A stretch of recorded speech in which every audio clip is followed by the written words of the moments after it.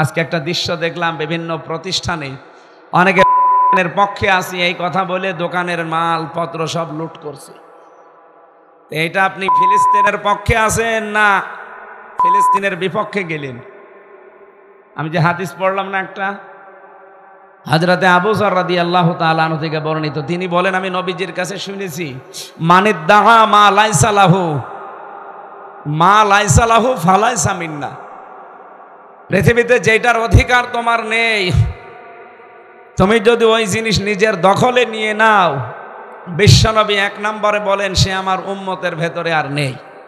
সুতরাং আজকে এর পক্ষে আছি এই কথা বলে সারা বাংলাদেশের বিভিন্ন প্রতিষ্ঠানে যারা লুটপাট চালিয়েছেন, চুরি করেছেন, দখলদারি করেছেন, নিজেদের দখলে নিয়েছেন, আল্লাহর কসম আপনি নামাজ পড়তে পারেন, রোজা রাখতে পারেন, হজ করতে পারেন, মুসলমান নাম নিতে পারেন, আপনি আর মুসলমান নেই। আমার কথার অর্থ বোঝেন? এই কাজটা করে কারা দুর্বিসন্ধি করছে?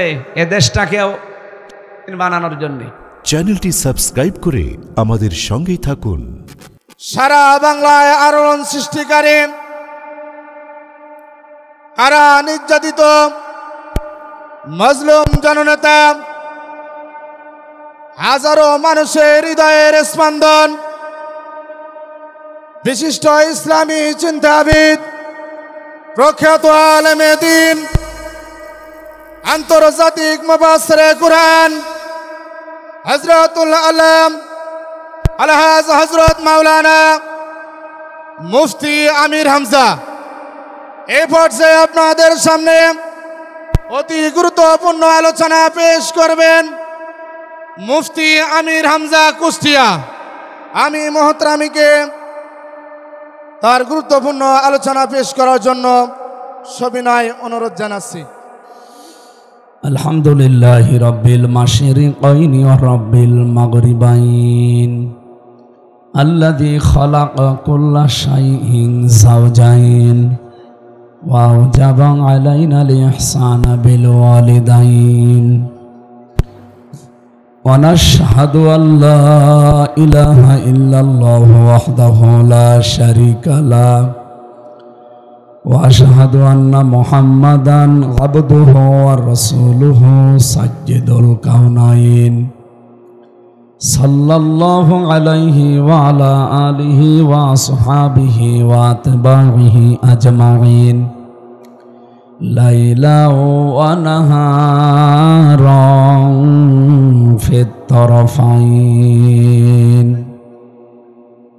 فقد قال الله تعالى في كلامه المجيد وبرهانه التوحيد أعوذ بالله من الشيطان الرجيم بسم الله الرحمن الرحيم ووجدك ضالا فهدى صدقت يا ربنا. عن أبي ذر رضي الله تعالى عنه قال قال سمعت رسول الله صلى الله عليه وسلم মানিদ্দাআ মা লাইসা লাহু ফালাইসা মিন্না ওয়ালিয়াতাবাওয়া মাকআদাহু মিনান নার। রাওয়াহু মুসলিম। বাংলাদেশের ঐতিহ্যবাহী জেলা সাতক্ষীরা, এ 15.5 বছরের ওপরে যে অত্যাচার, জুলুম, নির্যাতন গেছে, এমনকি বোলডোজার দিয়ে অনেকের বাড়িঘর পর্যন্ত ভেঙে ফেলা হয়েছে। আল্লাহ ওইটা যেন 2025 সালের 5 ফেব্রুয়ারি ওটা উল্টিয়ে এই দেশে আবার নাজিল করেছিলেন। আযাবুল বুলডোজার, আযাবুল বুলডোজারে সাতক্ষীরায় আসে না। 32 নাম্বার থেকে শুরু করে সারা দেশে যত নাম্বার ছিল অনেকের নাম্বার 33 বানিয়ে ফেলেছে। সাতক্ষীরার এই মাটি, এটা সদর থানা মনে হয় না, ভমরা স্থল বন্দর, আমরা পশ্চিম পাড়া কবরস্থান সংলগ্ন বাইতুল ফালা জামে মসজিদের উদ্যোগে মহাবিশ্বের মহাবিশ্বয় আমাদের মালিক আমাদের মনিব মহান রব্বুল ইজ্জাত আল জালালের মুখের পবিত্র বাণী কোরআন কারীম পবিত্র অনুষ্ঠানের সম্মানিত সভাপতি জনাব আলহাজ মোহাম্মদ গোলাম রব্বানী দামাদ বারকাতুহুমুল আলিয়া, এতক্ষণ যিনি আলোচনা রাখলেন আপনাদের এই মসজিদের সম্মানিত খতিব, এরশাদ খেরার কৃতি সন্তান, আলেমে দ্বীন, মুফাসসিরে কোরআন, বন্ধুয়ার মাওলানা আশরাফুজ্জামান আজাদি, আলোচনা রাখলেন মাওলানা হুসাইন মাহফুজ চুয়াডাঙ্গা, মাওলানা নাজমুস সাকিব সাতক্ষীরা, মাওলানা সাইফুল ইসলাম সাতক্ষীরা। এ মাহফিলে যাদের মাধ্যমে এসেছি আপনাদের এলাকার সন্তান, বিশিষ্ট ব্যবসায়ী, শ্রদ্ধাভাজন বড় ভাই জনাব আব্দুস সবুর, মঞ্চে বসা অন্যান্য ওলামা ইকরাম, বিশেষ করে তার জামাই বসে আছে। ওনার যখন জামাই, এলাকার সবারই তো জামাই, জামার জন্য দোয়া করছি, দোয়া চাচ্ছি আল্লাহ তাকে হায়াতে তাজ্জেবা সিহাতে কল্লিয়া দান করেন। সামনে বসা মুসলমান ভাইরা, পর্দার আড়ালের সম্মানিতা মা এবং বোনেরা, প্রশাসনের ভাইরা, আজকের মাহফিলটা একটা ব্যতিক্রম দেখলাম। অন্যান্য মাহফিলে প্রশাসন আছে, বিভিন্ন প্রশাসন, হয় আর্মি আসে, বিডিআর আসে, পুলিশ আসে, আজকে আছে কিন্তু মহিলারাও আছে। মানে গ্রাম্য পুলিশ যেগুলো, মহিলা আনসার পর্যন্ত এসেছে। ভালো, আলহামদুলিল্লাহ। মেয়েদের সেক্টরে এদেরই দায়িত্ব পালন করা দরকার। আমি কিছুদিন আগে বাইরের কিছু দেশে ছিলাম, দেখেছি আসামির ধরতে হলে মহিলা পুলিশ সাথে করে নিয়ে এসে মহিলাকে নিয়ে যাবে। আমাদের দেশে অনেক জায়গায় এটা পাওয়া যায় না, পুরুষ মানুষ মহিলা আসামি ধরে নিয়ে যাচ্ছে, মনে হচ্ছে যে ওর স্ত্রী হয়। এটাই বাবা শাহজালাল, সব হালাল। এটা ঠিক না। দল মত জাতি বর্ণ ধর্ম নির্বিশেষে পাশে যেহেতু আমাদের প্রতিবেশী, বিশেষ করে মুসলিম ভাই বোনরা অনেকে এই 100 হাত দূরে মনে হয় এখানে একটা তার কাটা আছে, এরপরে ওনারা বসবাস করছে। বিশ্বের যত মুসলমান আমরা সব ভাই ভাই। আল মুসলিম ও আখুল মুসলিম। কি কোনো জায়গায় কি এমন আছে যে আল মুসলিম ও আল মুশরিকু আখুন, যে মুসলমান আর মুশরিক ভাই ভাই? নেই। মুসলমান এবং মুসলমান যারা আছে, এ যদি আমেরিকায়ও বাস করে সে আমার ভাই। সুতরাং পাশে যারা আছেন তাদেরকে ওয়েলকাম জানাচ্ছি। কোরআনে কারিমের অনুষ্ঠান থেকে তাদেরকেও সাদর সম্ভাষণ এবং সালাম জানাচ্ছি। সবাইকে নিয়ে আল্লাহর দরবারে শুকরিয়া জানাই, যিনি কঠিন পরিস্থিতিতে মুসলমানদের ওপরে যে কারবালা চলছে, এখন যদি কেউ বসে বলে সুবহানাল্লাহ আলহামদুলিল্লাহ, যে যা করছে করুক গা, হবে? কারণ ঈমান টিকিয়ে রাখতে হলে কয়েকটা ধাপ আছে। মান রাআ মিনকুম মুনকারান ফালিয়ুগায়্যিরহু বিয়াদিহি ফাইল্লাম ইয়াস্তাতি' ফাবিকলবিহি ফাইল্লাম ইয়াস্তাতি' ফাবিলিসানিহি ওয়াযালিকা আদআফুল ঈমান ইলা আখিরিল হাদিস। এটা বুখারী শরীফের ভেতরে এসেছে। হযরতে আবু সাঈদ খুদরি রাদিয়াল্লাহু তাআলা আনহু থেকে বর্ণিত, নবীজি বলেন, তোমাদের ভেতরে কেউ যদি কোনো অন্যায় কাজ হতে দেখে, তিনের ওপরে যেটা চলছে এটা অন্যায় কিনা বলেন তো, বলেন। তামাম দুনিয়ার 257টা রাষ্ট্রের শুধু 2টা রাষ্ট্র বাদ দিয়ে সবাই এটাকে ধিক্কার জানিয়েছে।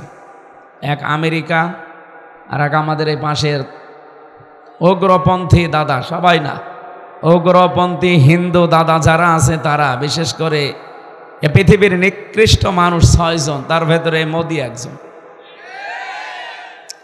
আর ওনার অনুসারে যদি কেউ থাকেন আবার মন খারাপ করেন না, কারণ এটা তো আর আমি বানাইনি, এটা আন্তর্জাতিকভাবে স্বীকৃত। পৃথিবীতে নিকৃষ্ট মানুষের তালিকা আছে 6 জনের, তার ভেতরে উনি একজন। আর একজনেরটা আছে, আগে বলতে পারতাম না, এখন বলে ফেলছি, হাসিনা। তাহলে ওনারা 2 জন প্রায় এক জায়গায় আছে। এতদিন যদিও বলতো তারা একটা মিথ্যা কথা যে আমাদের স্বামী স্ত্রীর সম্পর্ক, এটা দাহা মিথ্যা কথা না? দাদা তো যে অবস্থা এখনো পর্যন্ত, অথচ স্বামী স্ত্রী সত্যিই হতে চায় যে দাদারে মুসলমান হওয়া লাগবে, আরে বুড়ো বয়সে ওরা মুসলমানে কে দেবে? ওই বয়সের হাজাম লাগবে না? তাছাড়া এই বয়সের মানুষ দিয়ে যদি নিয়ে যান, ও পাকা মতো সওয়াল। ও শেষে দেখা যাচ্ছে যে বুড়ো মানুষ হাজাম আঁকা কাটতেছে, গুড়া কেটে ফেলেছে। দাদার জীবনের মতো স্বামী স্ত্রী হওয়া স্বাদ মিটে যাবে। এই জন্য এটা সম্ভব না। এতদিন আমাদের মিথ্যা কথা ছড়িয়েছে, আমরা এটা অন্তত বিশ্বাসও করতাম না, কারণ এটা ও দাদার কপালে হেদায়েত নেই।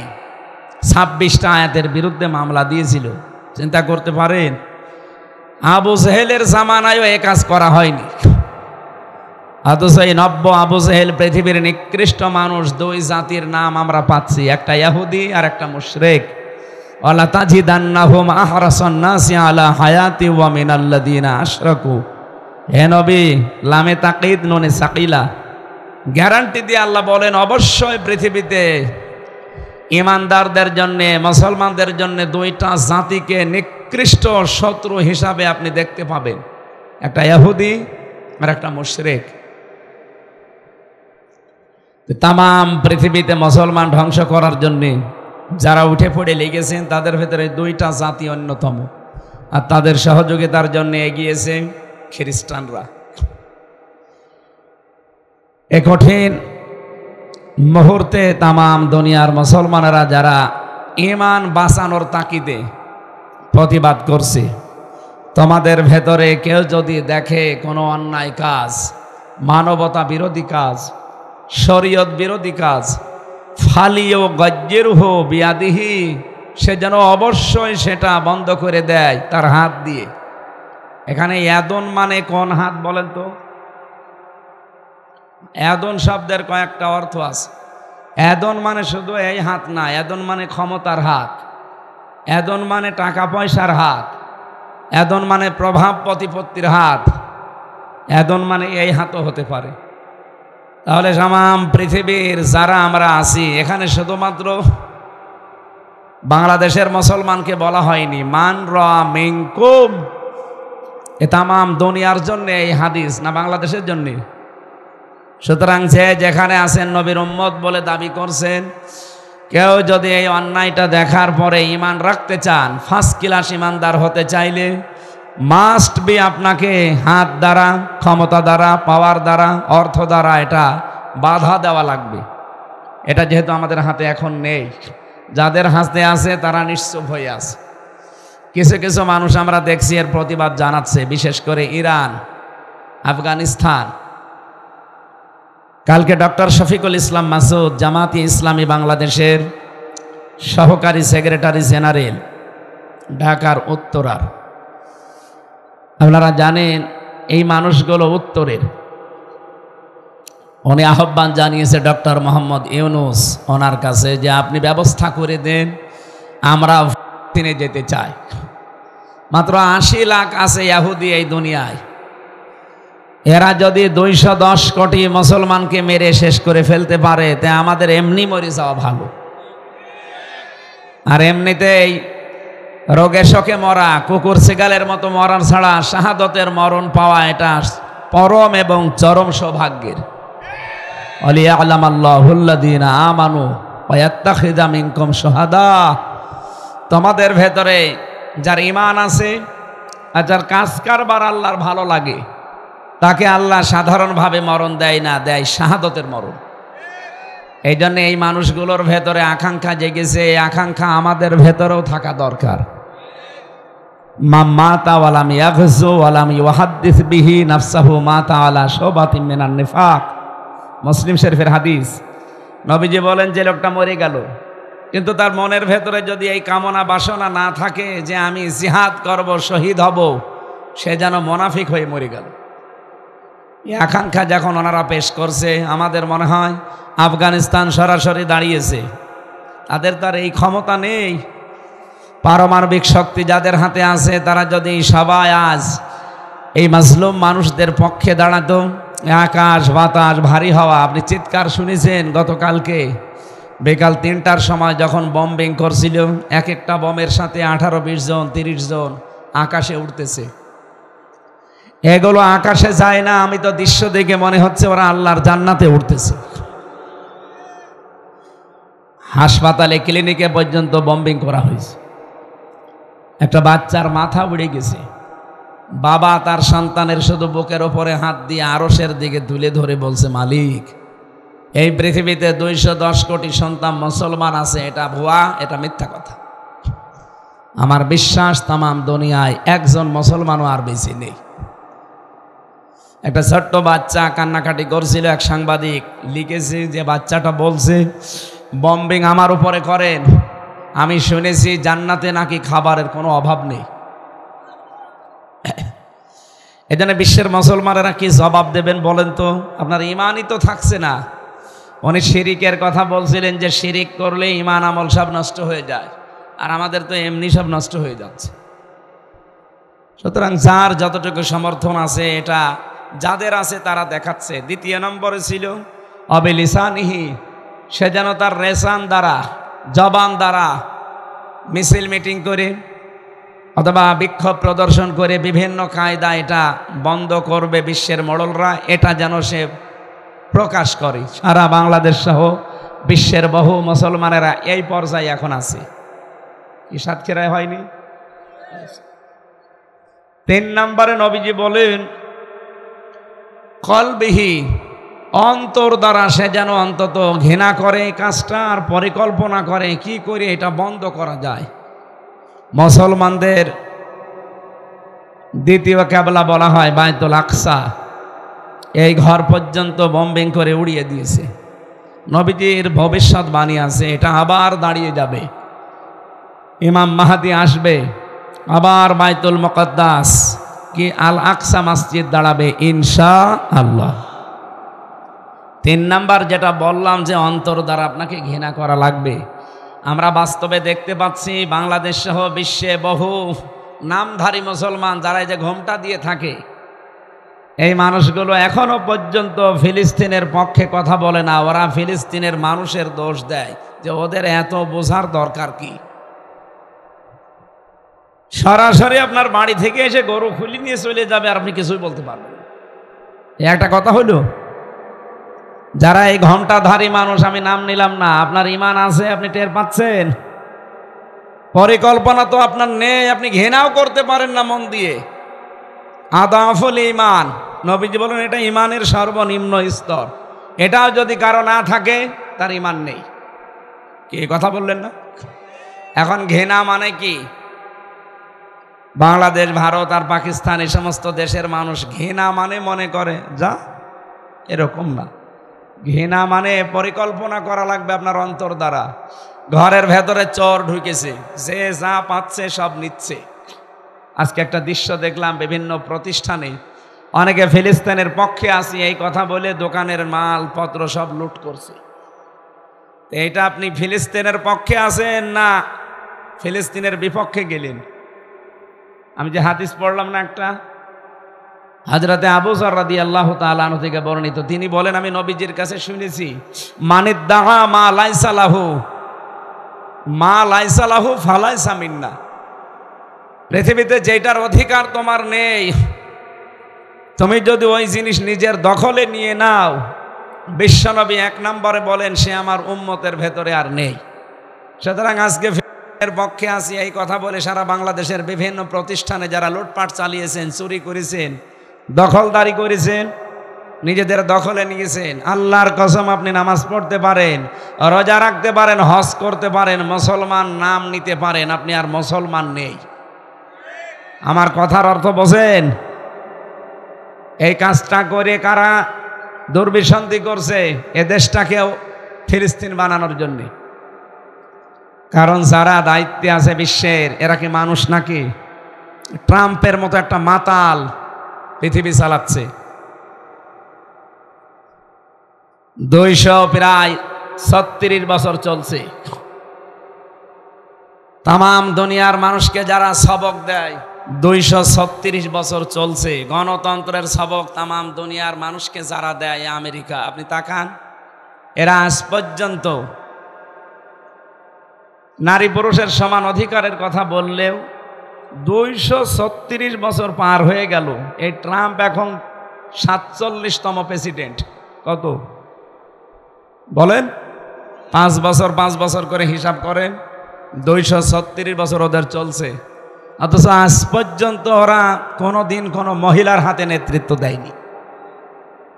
অথচ তাম দুনিয়ায় ওরা মানুষকে জানায় নারী পুরুষের সমান অধিকার দেওয়া লাগবে, গণতন্ত্র প্রতিষ্ঠা করা লাগবে। এইটার নাম গণতন্ত্র? আমাদের সবক দিয়ে দিয়ে আমাদের দেশটাকেই ধ্বংস করে দিয়েছে। আমরা এই 54 বছরে দায়িত্ব পালন করেছি, বাংলাদেশের পুরুষ মানুষ বেশি না মহিলা? বলেন। নবীজি বলেন, লা ইউফলিহা কওমুন আল্লাহু আমরাহুম ইমরাতুন। এখানে ইমরাতুন আছে, সাকিন আছে, তাও 2টা, পেশ 2 পেশ দেওয়া আছে। আমি চিন্তা করলাম ইমরাতুন কেন? নবীজি বলেন, কখনো ওই জাতি সফল হতে পারে না যে জাতির দায়িত্বে আছে কোনো মহিলা। এই হাদিসটা তারা আর কোরআন হাদিস বিশ্বাস করে না, কিন্তু মেনে চলছে। এই জন্যে তারা দুনিয়ার ময়দানে যেভাবেই হোক দাঁড়িয়ে গেছে। আর আমাদেরকে সবক দিয়া 54 বছরে আমরা আরো পেছনে পড়ে আছি। আগামী থেকে আমরা চাই এ দেশের দায়িত্বে যারা আসবে কোনো মহিলা যেন না আসে, আসা লাগবে পুরুষ। আমি নরম ভাষায় বললে কত দূর যাচ্ছে আপনি চিন্তা করেছেন? আল্লাহু আমরাহুম ইমরাতুন, কোনো একজন মহিলাও যেন না আসে। যেখানেই হোক দায়িত্বে থাকবে কারা? বলেন। ওরা ডোনাল্ড ট্রাম্পের মতো একটা বিশ্ব মাতালকে দায়িত্ব দিল, কিন্তু কমলা হ্যারিসের মতো এত বড় একটা শিক্ষিতা মেয়েকে দায়িত্ব দেয়। ওরা জাতে মাতাল হলো তাহলে ঠিক আছে, আর আমরা জাতেও মাতাল তাহলেও মাতাল। আগামী থেকে ভুল আর করা যাবে? যতই সেজে গুজে আসুক, যতই বাহানা নিয়ে আসুক না, আমরা দায়িত্ব দেব এবার মুসলমানদেরকে এবং পুরুষ মানুষকে। এটা হামজার কথা না নবীর কথা? বলেন বলেন। শুধু নবীর কথা না, আল্লাহর কথা। আর রিজালু কাওয়ামুনা আলান নিসা, পৃথিবীতে দায়িত্বে থাকবে পুরুষেরা, মেয়েরা হবে তাদের আজ্ঞাবহ। এখন পুরাটা উল্টিয়ে গেছে। এই করে করেই তো আমাদের দেশটা 54 বছরে পেছিয়ে গেল। নয়তো যদি একেবারে সর্বপ্রথম পুরুষ মানুষ এবং আল্লাহওয়ালা এই 2টা গণান্বিত মানুষদেরকে আমরা দায়িত্ব দিতে পারতাম, বাংলাদেশ আরো আগে দাঁড়িয়ে যেত। মালয়েশিয়া কয়েকদিন আগে আমি ছিলাম, ওরা 2004 সাল থেকে দাঁড়িয়ে গেছে। পুরুষ মানুষ দায়িত্ব পালন করে। আমি কয়েকটা প্রদেশে ঘুরেছি মালয়েশিয়া। একটা জিনিস আমার কাছে ক্লিয়ার, পরিষ্কার, খাদ্যে যদি ভেজাল পায়, কোনো খাবারে ঔষধ দিয়েছেন, বিষ দিয়েছেন, ফরমালিন দিয়েছেন, যদি ধরা পড়ে কোনো বিচার নেই, সঙ্গে সঙ্গে মেরে ফেলবে। আমার মনে হয় বাংলাদেশের রাজশাহীর বাগমারার একটা সন্তান, আমাদের কুষ্টিয়া বিশ্ববিদ্যালয়ের বড় ভাই, ওনার নাম হচ্ছে আব্দুল জব্বার মণ্ডল। নাম শোনেননি? আপনারা যারা মিডিয়া জগতে আছেন তারা দেখেছেন। ঢাকার মতো জায়গায় একজন মানুষই পরিবর্তন করে ফেলেছে। সারা বাংলাদেশের 8 বিভাগে যদি এরকম 8 জন, 64 জেলায় যদি 64 জন আব্দুল জব্বার মণ্ডলের মতো সৎ, নীতিবান এবং ভয় ভীতিহীন মানুষ আমরা দিতে পারতাম, এই দেশটাও খাদ্যে ভেজাল দেওয়ার সাহস কেউ দেখাতো না। বিভিন্ন পণ্যের দাম নিজেদের মন মতো বসিয়ে 2000 টাকারটা 20,000 টাকা নেয়। এরকম শপিং মল নেই? এই শার্টের দাম, এই পাঞ্জাবের দাম 2000 টাকা। এখানে নিজেরা কম্পিউটার দিয়ে কাগজ তৈরি করে সিলমোহর বানিয়ে ওই জায়গায় আটকিয়ে দেয়, এটার দাম। আর একটা সৈন্য দিলেই কত? বলেন না কেন? মানুষ তাই করে। আপনি এটা বাইরে করে দেখেন। আমি ওখানে এই 9 দিন ছিলাম, একটা দিনও আমার কাশি হয়নি। আরে এখানে এসেছি আজ কয়দিন, কাশি না আরো কত কিছু হচ্ছে। এই 9 দিনে আমার ওই জায়গায় একটা ঔষধের নাম বলা লাগেনি যে ভাই ঔষধ লাগবে। তো এখানে এসে ঔষধ ছাড়া চলতেই পারছি না। ধোলা বালি আর জার্ম যেভাবে খাদ্যে ভেজাল, টিকে আসি এই তো কত না।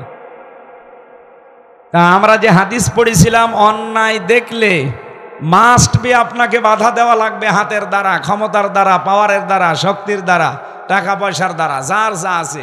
যদি না পারেন, শুধুমাত্র ফিলিস্তিনের কথা বলছি না, যেখানে অন্যায় দেখবেন বাধা দেওয়ার জন্য কি বলেন? এ হাত কি শুধু এই হাত? কথা বুঝতেছেন আপনারা? 2 নম্বরে যদি না পারা যায়, আপনার কাছে মুখ আছে, আপনার কাছে মানববন্ধন করার জিনিসপত্র আছে, প্রতিবাদ করার মতো পত্রিকা আছে, মিডিয়া আছে, এইটার মাধ্যমে করবেন, যেটা সারা পৃথিবীতে মুসলমানের এই 2য় পর্যায়ে আছে। এটা যদি কেউ না পারেন, অন্তর দ্বারা ঘৃণা করবেন আর মনে মনে পরিকল্পনা করবেন কি করে এটা বন্ধ করা যায়। চোর ঢুকে একটা একটা করে সব জিনিসপত্র নিচ্ছে, আপনি দেখতেছেন। মনে মনে আপনি সিদ্ধান্ত নেবেন যে এখন যদি চিল্লাপাল্লা করি, ওর হাতে তো ছুরি আছে, আমাকে কোপ দেবে। কি করা লাগবে তখন? আপনি মনে মনে সিদ্ধান্ত নেবেন, রব্বুল আলামিন, ঘরের ভেতরে এদিক ওদিকে তাকিয়ে দেখবেন যে আমার সেই লাঠি কই। লাঠি কই মানে কি? লাঠি আমার হাতে থাকলে চোরকে আমি এখন ঘায়েল করতে পারবো। কথা বলেন ঠিক কিনা? সুতরাং আজ আমাদের লাঠি দরকার। মুসলমানেরা শুধু অন্তর দ্বারা ঘৃণা করে নাউজুবিল্লাহ আস্তাগফিরুল্লাহ পড়ে অন্যায় দেখে বন্ধ হবে না। ওরা অন্যায় করছে বোমা দিয়ে, ওরা অন্যায় করছে অস্ত্র দিয়ে, ওরা অন্যায় করছে ফ্লোরিন দিয়ে। আর আমরা যদি বলি সুবহানাল্লাহ, আলহামদুলিল্লাহ, আস্তাগফিরুল্লাহ, আল্লাহ বাঁচাও, হবে? বিশ্বনবীর ঘর ছিল কুড়ে ঘর, নবীজির খেজুর পাতার পাটি দিয়ে ঘর ছাওয়া ছিল, খেজুরের পাতা দিয়ে। কিন্তু তার বাড়ির সামনে অল টাইম 9টা ঘোড়া বাঁধা থাকে। কয়টা? আপনি কি বুঝলেন এখান থেকে? তার বাড়িতে বর্ম ছিল যুদ্ধের, হেলমেট ছিল লোহার, তার হাতে ছিল তরবারি, যার নাম জুলফিকার। আপনি চিন্তা করতে পারেন, বাড়ি হচ্ছে খড়ের, খেজুর পাতার, আর বাড়ির সামনে 9টা ঘোড়া বাঁধা আছে। সব সময় হাতে তার লাঠি ছিল, এক হাতে তরবারি আর এক হাতে লাঠি। আজ বিশ্বের 257টা দেশের 57টা দেশের মুসলমান, এই মানুষগুলো যদি 200 কোটির উপরে, এখন আমরা আমাদের হাতে যদি আজ লাঠি থাকতো, ফিলিস্তিনের অত্যাচার গতকালকে 3টায় বন্ধ হয়ে যেত। আমাদের হাতে তো লাঠি নেই, আমাদের হাতে আছে কি? আস্তাগফিরুল্লাহ, নাউজুবিল্লাহ। আর কান্নাকাটি ছাড়া কিছুই করতে পারছি না। পরিকল্পনা করা দরকার। বিশ্বের যারা বড় বড় মুসলমানদের ভেতরে সম্পদওয়ালা আছেন, শক্তিধর আছেন, এই মুহূর্তে ঈমান বাঁচাতে চাইলে এগিয়ে আসেন, নয়তো আপনিও বেঈমান হয়ে মরবেন। আমার কথার অর্থ বোঝা গেছে না? হাদিস পড়েছিলাম না, কোনো মানুষ যদি কোনো জিনিসের দায়িত্বে নেই, কিন্তু যদি মনে করে না এটা আমার, দখল করে নেয়, সে 1 নম্বরে শাস্তি পাবে কি? ফালাইসা মিন্না, সে নবীর উম্মত থেকে বের হয়ে যাবে। আগস্টের 5 তারিখের পর থেকে বাংলাদেশে বহু মানুষ বহু কিছু দখল করেছে যেটা তার নিজের না। না, সাতক্ষীরায় আরম্ভ হয়নি, অনেকেই শুরু করেছিল। বাবা শাহজালাল, মদের কাছে সব হালাল, যেখানে যা পায় সব দখল করে। মনোজর বাবার ঘাট, হাট, আর বাকিটা যে বর্ডার পর্যন্ত, বন্দর পর্যন্ত দখল করে নিয়েছে। এই যে যার সেখানে যা পেয়েছেন দখল করলেন, চিন্তা করতে পারেননি যে এখনই যদি মারা যায় আমি আর নবীর উম্মতের ভেতরে নেই। বলেন, নবীর উম্মতের বাইরে গেলে হয় আপনি ইহুদি, নাই খ্রিস্টান, নাই মুশরিক, নাই বৌদ্ধ, এরকম 4500 জাতি আছে। যে কোনো জাতি হিসাবে আপনার মরণ হবে, আপনি মুসলমান হয়ে নবীর উম্মত হয়ে মরতে পারবেন না। 2 নাম্বারটা আরো কঠিন। ওয়ালিয়াতাবাওয়া মাকআদাহু মিনান নার, বিশ্ব নবী বলেন সে যেন তার নিজের জায়গা জাহান্নাম বানিয়ে নেয়। হাদিসটা কি ছিল? মানিদ্দাআ মা লাইসা লাহু, যে ব্যক্তি কোনো জিনিসের অধিকার নিতে চায় অথচ সেইটা তার অধিকারে আসার কথা না, জোর করে জবরদস্তি করে দখল করে নিজের আয়ত্তে রাখে। আমি একটা নতুন তথ্য বলছি আজকে, আপনারা জানেন কিনা আমি জানি না। আল্লাহ রাব্বুল আলামিন বলেন, ফাইন্না মাআল উসরি ইসরা, ইন্না মাআল উসরি ইসরা। আশার সঞ্চার করার জন্য বলছি, হতাশ হবেন না। আল্লাহ পাক বলেন ইন্না মাআল উসরি ইসরা। আপনি দেখেন, উসরুন শব্দের আগে আলিফ লাম, এর আগে মা, এর আগে আবার ইন্না। এখানে যারা আরবি গ্রামার বসে তাদেরকে জিজ্ঞাসা করছি, অসরণ মানে কষ্ট, দুঃখ। এ অসরণ দেওয়ার আগে আল্লাহ আলিফ লাম দিলেন, তার আগে মা দিলেন কেন? তাফসিরে ফি জিলালিল কোরআন সৈয়দ কুতুব রহমতুল্লাহ আলাইহি লিখেছেন, খুব ভালো করে খেয়াল করে শোনেন, আমি গতানুগতিক কথা বলছি না। রব্বুল আলামিন এখানে জানাতে চেয়েছেন, পৃথিবীর মানুষেরা কেউ যদি দুনিয়াতে তিনটা কারণে একটা কষ্ট সহ্য করো, কয়টা? আপনার কারণ থাকা লাগবে তিনটা, কষ্ট কয়টা? বলেন বলেন। এই জন্য কষ্ট এ বলার আগে আল্লাহ মারেফা করে দিলেন, নির্দিষ্ট করে দিলেন যে একটা। আপনি যদি একটা কষ্ট দুনিয়ায় ভোগ করেন, ইসর এটা আবার নাকেরা, অনির্দিষ্ট, এর আগে আলিফ লাম দেয়নি। ভালো করে খেয়াল করেন, কে চলে যাচ্ছে আসছে ওদের দেখার দরকার নেই, এদিকে খেয়াল করেন। আমি আপনাকে জিজ্ঞাসা করবো এখনই, একটা কষ্ট দুনিয়াতে যদি আপনি ভোগ করেন, কয়টা কারণে? না, হচ্ছে না, এইভাবে ক্লাস নেওয়া যাবে না। এটা বিশ্ববিদ্যালয়ের ক্লাস চলছে মনে করেন। একটা কষ্ট দুনিয়াতে আপনাকে ভোগ করলে কারণ বললাম কয়টা? আরো জোরে, কষ্ট কয়টা? বলছে চারটা। এদিকে বলেন তো, কষ্ট কয়টা, কারণ কয়টা? আপনি যে কোনো কারণে কষ্ট পাবেন, আর পরের ইসর আল্লাহ দিয়ে দেবে না। কষ্ট পাওয়া লাগবে একটা তিনটা কারণে, আর কষ্ট যদি আপনি একটাও পান, এই পৃথিবী আর আখেরাত মিলে কমপক্ষে ৭০টা শোক আপনাকে আল্লাহ ভোগ করাবে না। এখনো সুবহানাল্লাহ বলার সময় হয়নি, শেষ করি আগে। আল্লাহ কিন্তু রিপিট করেছেন আয়াতটা 2 বার, সূরা আলাম নাসরর 5 এবং 6 নাম্বার আয়াত। একবার বলে দিলে তো অর্থ হয়ে যেত, দ্বিতীয়বার আবার বললেন কেন? আমি একটা দুইটা না, বহু তাফসীর মিলিয়েছি। সবচাইতে বেশি আমার কাছে বোঝার মতো মনে হয়েছে ফি জিলালিল কোরআন থেকে। আমি যে পর্যন্ত বললাম এ পর্যন্ত বুঝেছেন কিনা বলেন তো? না, আপনি বোঝেননি, আলেমরাও এখনো পর্যন্ত ক্লিয়ার হয়নি। আপনার কষ্ট পাওয়া লাগবে একটা কারণ, কয়টা? যে কোনো কারণে কষ্ট পেলে হবে না। হাসিনাও তো যাওয়ার সময় কষ্ট পেয়েছে, কি কথা বলছে না কেন? কিন্তু ওর কষ্টের জন্য আল্লাহ ইসরা দেবে না। কষ্ট পাওয়া লাগবে কয়টা কারণে বলেন? 1 নম্বরে যদি আপনি আল্লাহর জন্য কষ্ট পান, 2 নম্বরে যদি রাসূলুল্লাহর জন্য কষ্ট পান, 3 নম্বরে যদি মানবতার জন্য কষ্ট পান। এই 3 কারণে যদি কেউ দুনিয়াতে কষ্ট পায়, কষ্ট কয়টা? আরো জোরে। এই জন্য কষ্টের আগেই দেখবেন মা, এর আগে আলিফ লাম নির্দিষ্ট করে আল্লাহ জানাতে চেয়েছেন, এক একটা কষ্টের জন্য আমি আল্লাহ গ্যারান্টি দিলাম ইসরা। এটা আর মারেফা না, এটা নাকেরা। তাফসীরে ফি জিলালিল কোরআন উনি লিখেছেন, একটা কষ্টের কারণে ৭০টা সুখ আপনাকে আল্লাহ ভোগ করাবে। এই বাংলাদেশে আমরা আজ ৫৪ বছরে, বিশেষ করে ১৫.৫ বছরে যারা কষ্ট পেয়েছি আল্লাহর জন্যে, রাসূলুল্লাহর জন্যে, মানবতার জন্যে, এক একটা কষ্টের জন্যে সুখ ভোগ করাবে আল্লাহ কয়টা? আমি আবার রিপিট করছি, কারণ এটা আজকে থেকে বাড়িতে নিয়ে এসে আনন্দ করা লাগবে। সিস্টেম আপনি পরের আয়াতে দেখেন, পৃথিবীতে কেউ যদি অবৈধভাবে একটা সুখ ভোগ করে, কয়টা? আপনি শব্দের দিকে খেয়াল করে মিলাবেন। আপনি যদি অবৈধভাবে একটা সুখ ভোগ করেন, কমপক্ষে ৭০টা দুঃখ আপনাকে আল্লাহ ভোগ করাবে।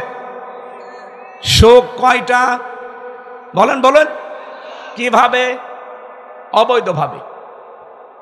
এই যে 15.5 বছরে যারা ছিল তারা সুখ পায়নি, কি বৈধভাবে না অবৈধ? এই কথা বলা লাগবে। তাহলে এক একটা অবৈধ সুখের কারণে দুঃখ ভোগ করাবে আল্লাহ কয়টা? এই জন্যই তো ছাই গোষ্ঠী সব বিদায় নিয়েছে। কারণ আপনি নিজেও জানতেন এই আসনের যিনি রবি আহমেদ নাকি নাম, মোশতাক আহমেদ রবি। উনি জানতো না যে সরকার অবৈধ সরকার, বিনা ভোটের সরকার, তারপরও আগ বাড়িয়ে বলছে আমারেও দেন, আমিও হয়ে গেলেন আপনি এমপি, বিনা ভোটের এমপি। দিনের ভোট রাতে হয় সেই এমপি। আর কথা বলেন না কেন? এরকম এমপি হওয়ার পরে আপনি অবশ্যই সুখ পেয়েছেন না পাননি? কয়টা? একটা। 15.5 বছরে কত সুখ পেয়েছে আপনি জানেন? টাটকা আর মরা সুখ মিলে আমি নাম নিলাম না। হ্যাঁ, আপনি টের পাচ্ছেন কি বলি? কাওয়া কাকুর মতো মানুষ আজরাইল দেখে ঘুরে এসেছে, তারপরও সে সুখ থেকে বঞ্চিত না। শরীর চলে না, তারপরও নাকি রাত 2টা পর্যন্ত বিভিন্ন নায়িকা গায়িকা তার কাছে গিয়ে শরীর টিপে দিত আল্লাহর নামে। বলেন নাউজুবিল্লাহ। শরীর চলে না কাওয়া কাকু, অথচ সুখ দুনিয়ায় পেয়েছে না পায়নি? বলেন। এই যে হাসাও মাহমুদ, এর চরিত্র এখন প্রকাশ পাচ্ছে। টাকলা মুরাদ, এর এখনো পর্যন্ত ইন্টারনেটে 6 মিনিট 8 সেকেন্ডের অডিও রেকর্ড আছে। এত নিকৃষ্ট কথা মেয়েদের সাথে মানুষ বলতে পারে? সে একটা মন্ত্রী ছিল। এরকম অবৈধ এমপি, মন্ত্রী, উপজেলা চেয়ারম্যান, মেয়র, অনেক ডিসি, এসপি, অনেক টিওনো, ওসি মিলে বাংলাদেশে 1628 জন মানুষ দায়িত্বে ছিল। এই মানুষগুলো 15.5 বছরে যারা অবৈধ সুখ পেয়েছেন, একটা, কয়টা? একটা সুখও যদি অবৈধভাবে ভোগ করে থাকেন, 70টা দুঃখ আল্লাহ আপনাকে ভোগ করাবে। এবার ঠেলা টের পান। এক একটা সুখের জন্য যদি 70টা হয়, 15.5 বছরে অন্তত 1000 সুখ তো পেয়েছেনই। তাহলে আপনি ক্যালকুলেটর দিয়ে হিসাব করেন, ক্যালকুলেটর নষ্ট হয়ে যাবে, আপনার দুঃখ শেষ হবে না। আমার মনে হয় কথা আপনি বুঝেছেন। এখন যদি না বোঝার ভান করে থাকেন, এদিকে আসেন, আসেন, কানের নিচে এমন জোরে 2টা দেব, আপনি সব টের পেয়ে যাবেন। আপনি টের পাচ্ছেন না মানে? আগস্টের 5 তারিখের পর থেকে আজকে এপ্রিলের 7 তারিখ, এই 1 মাস 2 দিন হলো বাংলাদেশ দ্বিতীয়বার স্বাধীন হওয়া। 8 মাস, এই 8 মাস 2 দিনের ভেতরে প্রায় 27 বারের ওপরে ওরা চেষ্টা চালিয়েছে দেশটা যেন অশান্ত হয়। প্রত্যেকটা আল্লাহ নষ্ট করে দিয়েছে। কারণ তারা যে অবৈধ সুখ ভোগ করেছে, তার জন্য দুনিয়া আখেরাত মিলে তাদের এক একটা সুখের 70টা দুঃখ ভোগ করা লাগবে। তারপরে অন্য কথা। এই জন্যে তো হতাশ হয়ে গেছে যে না আর মনে হয় হবে না। কিছুদিন পরে পরে শয়তান ধোকা দেয়, শয়তান নাড়াচাড়া দেয় আর বলে আমি চট করে চলে আসবো। তারপরে যে দেখে যে না এদেশের মানুষ এখনো সোচ্চার আছে, বলে না পরে। এই পরে পরে করতে করতে দেখবেন হঠাৎ করে পটল তুলিস, আর পটল তুললেই শেষ। কি কথা বলেন? রাজা আরো বাড়বে।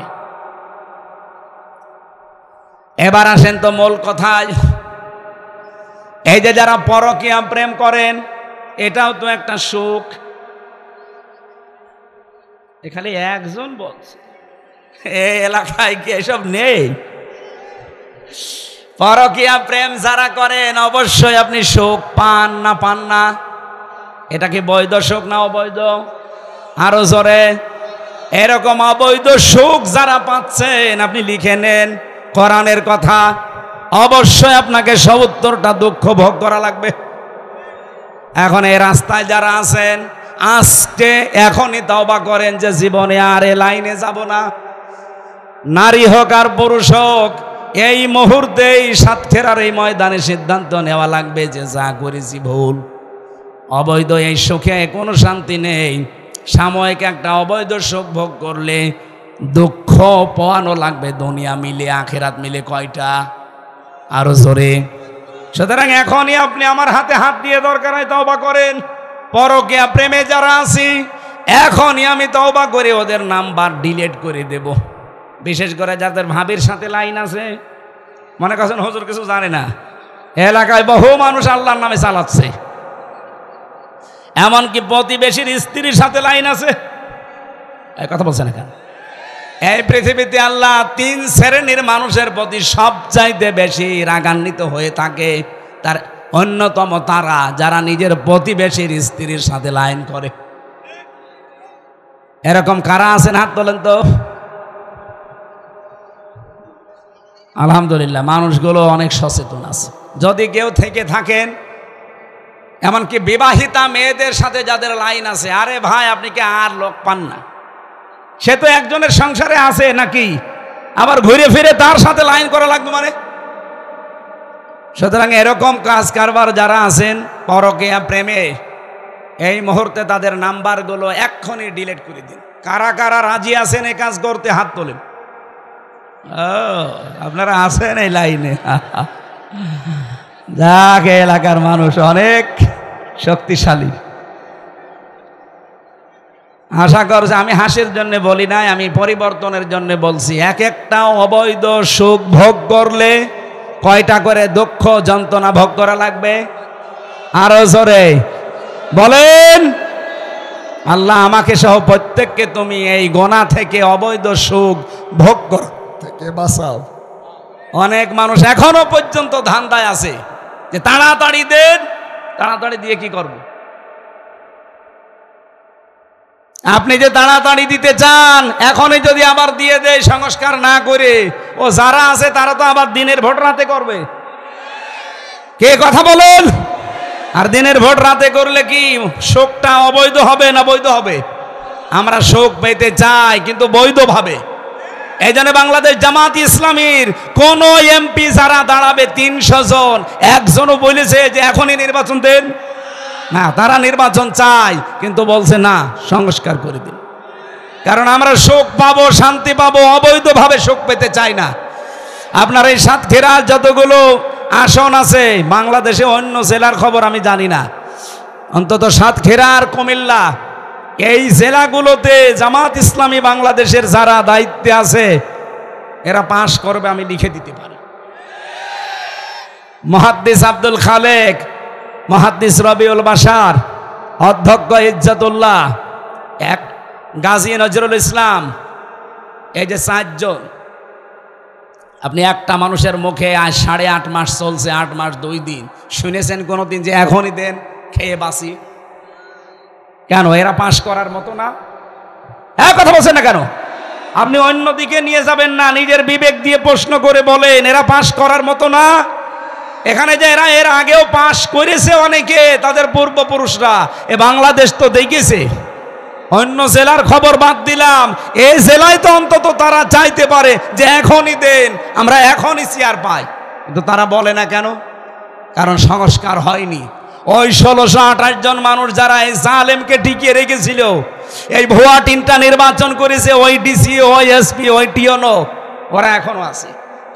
হ্যাঁ, হয়তো সাতক্ষীরারটা গেছে কুমিল্লায়, কুমিল্লারটা কুষ্টিয়ায়, কুষ্টিয়ারটা কুড়িগ্রাম, জিনিস তো একই, খালি পাল্টিয়েছে জায়গায়। কথা বলেন না কেন?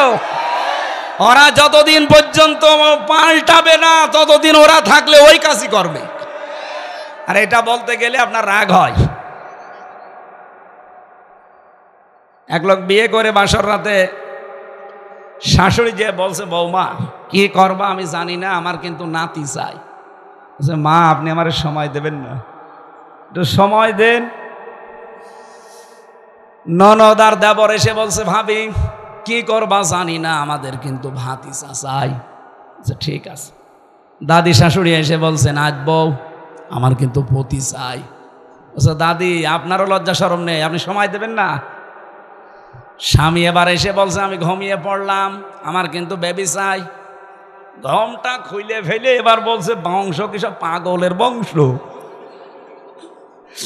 তুমি, তোমার মা, তোমার ভাই বোন, তোমার দাদি সব এসে বলে কারো ভাতিজা লাগবে, কারো পতি লাগবে, কারো নাতি লাগবে, আর তোমার বেবি লাগবে, আর তুমি পড়ছো ঘুমিয়ে। আমি কি ডাউনলোড করে নিয়ে আসবো? আমি পাবো কোথায়? অন্তত 10 মাস 10 দিন সময় দেওয়া লাগবে না? এক কথা বলছে না কেন? আপনি আমারে সময় দেন, আর 10 মাস 10 দিন একটু সময় ব্যয় করেন, অবশ্যই নাতি হবে, পতি হবে, বেবি হবে, ভাতিজা হবে। কথা বলেন না কেন? কেবল 8 মাস 2 দিন, 10 মাস 10 দিন হতে এখনো 2 মাস 8 দিন বাকি আছে।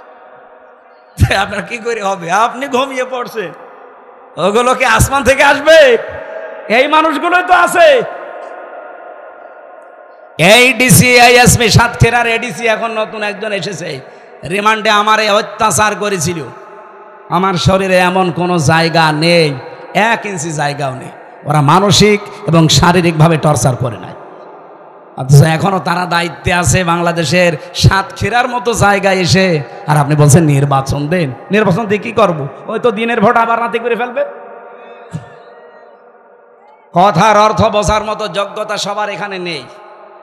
আমি উদাহরণটা এমনি দেইনি, এই উদাহরণটা বুঝতে পারলে অবশ্যই আপনিও বাংলাদেশ জামাত ইসলামের মতো আপনিও বলতে বাধ্য হবেন যে না, আগে সংস্কার করেন, এরপরে নির্বাচন দেন। খালি দেন দেন, খাবো খাবো, খেয়ে কি করবেন? ওরাও তো খেয়েছিল, 620টা বাড়ি বানিয়েছে। এক শয়তান ভূমিমন্ত্রী ছিল, একটা বাড়িতেও থাকতে পারে না। কয়েকদিন আগে মালয়েশিয়া যেয়ে দেখি যে হোটেলে উঠেছি, নিচে বসে বসে চা খাচ্ছে। কি গো হুজুর, আমরা আগেই পালিয়েছি। আগে পালাবেন কেন?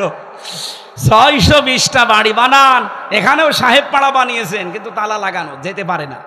যে ওখানে যে মায়ের খাবো, বাংলাদেশের 20 লাখ মানুষ এখানে থাকে, পিটিয়ে ভর্তা বানিয়ে ফেলবে। সিঙ্গাপুর, মালয়েশিয়া, থাইল্যান্ড, ইন্দোনেশিয়া, এরপরে বাহরাইন, কাতার, আমেরিকা, কতগুলো জায়গা যেখানে যায় সেখানে দেখি শয়তানরা বসে আছে। নিজেদের বানানো ফ্ল্যাটে বাড়িতে থাকে না, থাকে হোটেলে চুরি করে।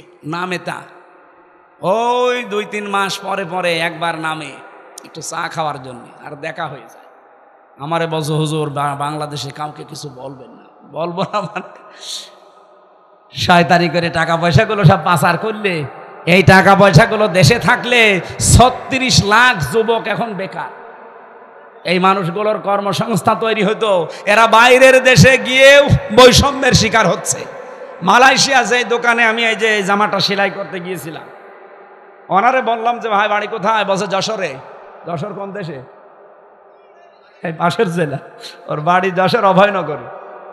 5 জন কাজ করছে দোকানে, পাশে যে আছে তার বাড়ি পাকিস্তানে, ওই পাশে 2 জন বসে আছে সেলাই করছে, ওর বাড়ি ইন্ডিয়াতে, তামিলনাড়ু, আর একজন আছে থাইল্যান্ডের। বললাম যে 5 জন আপনারা কাজ করেন, কার কেমন কি খরচ বলেন তো? প্রত্যেকের প্রতি মাসে 80,000 থেকে 1 লাখ টাকা উপায়। কত মনে করেন? 80,000 টাকা উপায় প্রতি মাসে মাসে বাংলাদেশের টাকায়। অথচ ওখানে বৈষম্য দেখেন। বাংলাদেশের যশোরের অভয়নগরের যে ভাইটা গেছে, ওই ভাইয়ের খরচ হয়েছে 6.5 লাখ টাকা। ইন্ডিয়া থেকে যেই 2 জন এসেছে, মাত্র খরচ তাদের 2,20,000 টাকা। ভারত থেকে কি পাকিস্তান থেকে যেই ভাই এসেছে, ওর মাত্র খরচ 1,20,000 টাকা। থাইল্যান্ড থেকে এসেছে যেই লোক, তার মাত্র খরচ 30,000 টাকা। বলেন আপনি এখন খরচ তো 5 জনের মিলে দেখলেন না কার কেমন আকাশ পাতাল? কারো 6.5 লাখ, কারো 2,20,000, কারো 1,20,000, কারো 30,000। অথচ সবার উপায় কি? 80,000 সবার উপায়। আমি বললাম এত বৈষম্য টাকাগুলো? বলছে এই টাকাগুলো সালমান এফ রহমান, ওই দরবেশ, আর হাসিনার ছোট বোন রেহেনা, আর একজন এমপির নাম বলল নুরি আলম, এই 3 জন মিলে এই টাকাগুলো নেয়। বাংলাদেশ থেকে বিশ্বের বিভিন্ন দেশে যারা যায় 2 লাখ খরচ হয়, আর 6 লাখ ওরা মেরে খায়। এই টাকাগুলো নিয়ে কেউ বেগম পাড়া বানিয়েছে, কেউ সাহেব পাড়া বানিয়েছে। তোরা টাকা মেরে খাবি, খা। টাকাগুলো বাইরে পাচার করলি কেন? এই দেশে যদি কর্মসংস্থান বানিয়ে দিতিস, এই যে 36 লাখ যুবক বেকার হয়ে পড়ে আছে বিশ্বের বিভিন্ন দেশে, তারা যে পায়খানা সাফ করে, রাস্তা ঝাড়ু দেয়, রুটি বানায়, আমি নিজে দেখেছি, পানি টেনে দিচ্ছে। এই মানুষগুলো বাইরে যে এই কাজগুলো করে, তাও 2 ঘন্টা 5 ঘন্টা না, 12 ঘন্টা ডিউটি। রুটি বানাচ্ছে 12 ঘন্টা একাধারে। কেন? আপনি এই বাংলাদেশে কত জায়গা পড়ে আছে, আজ চীন, আজ তুরস্ক, এমনকি আমেরিকা, বিভিন্ন দেশ থেকে রাশিয়া, এরা এসে এখানে মানুষের কর্মসংস্থান তৈরি করার জন্যে, তাদের ব্যবসার জন্য এগুলো খুলতেছে। আমার নিজের দেশের টাকা দিয়ে যদি খুলতে পারতাম, এ দেশটা মালয়েশিয়ার মতো অনেক আগে দাঁড়িয়ে যেত। আমি কি বেশি বলে ফেলেছি? একটাও বেশি হয়নি, যা বলেছি সব পড়িয়ে দেখে, এই চোখ দিয়ে দেখা। এই জন্য আমরা বারবার বলছি, আগামীতে যারা আসবে হাও খাও বন্ধ করেন। খালি খাবো খাবো করেন কেন? কি করবেন খেয়ে? ওরা যদি এই খাও খাও বন্ধ করে নিজেরা এই কাজ কারবারগুলো দেশে করতো, ওদেরকে মরণের আগে কেউ নামাতে পারতো না। সব জায়গায় বৈষম্য তৈরি করে রেখেছিল। আল্লাহ রাব্বুল আলামিনের যে আয়াত আমরা পড়েছি সূরা দোহার 7 নম্বর আয়াত, আমি তাফসীর আকারে কথা বলবো এখান থেকে, আপনারা বিরক্ত হয়ে যাচ্ছেন না তো?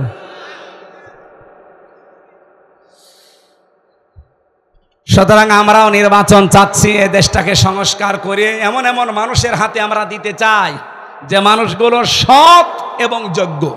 সৎ বলেন, শুধু সৎ দেখলে হবে না, লোকটাকে যোগ্য হওয়া লাগবে। আমি ওপেন বলছি, বাংলাদেশ জামাত ইসলামীতে আমি যোগ দিয়েছি, আমি করি এই কারণ আমি দেখি এই দেশ চালানোর মতো সৎ এবং যোগ্যতা সম্পন্ন সব সেক্টরে তাদের মানুষ আছে। আপনি এর চাইতে উন্নত কোন দল সব সেক্টরে কাজ করতে পারে যোগ্যতা সম্পন্ন আপনি দেখান, আমি এক্ষুনি চলে যাব। এই কথা বলেন না কেন? আমি পাইনি, এজন্য আমি যাইনি। আমি যা পেয়েছি দেখে শুনে বুঝে, আমি তো আর আপনার মতো আন্দাজে হাঁ করে চলতে পারি না। আমি কোরআনের ওপরে অনার্স মাস্টার্স করেছি কি হাওয়া খেয়ে।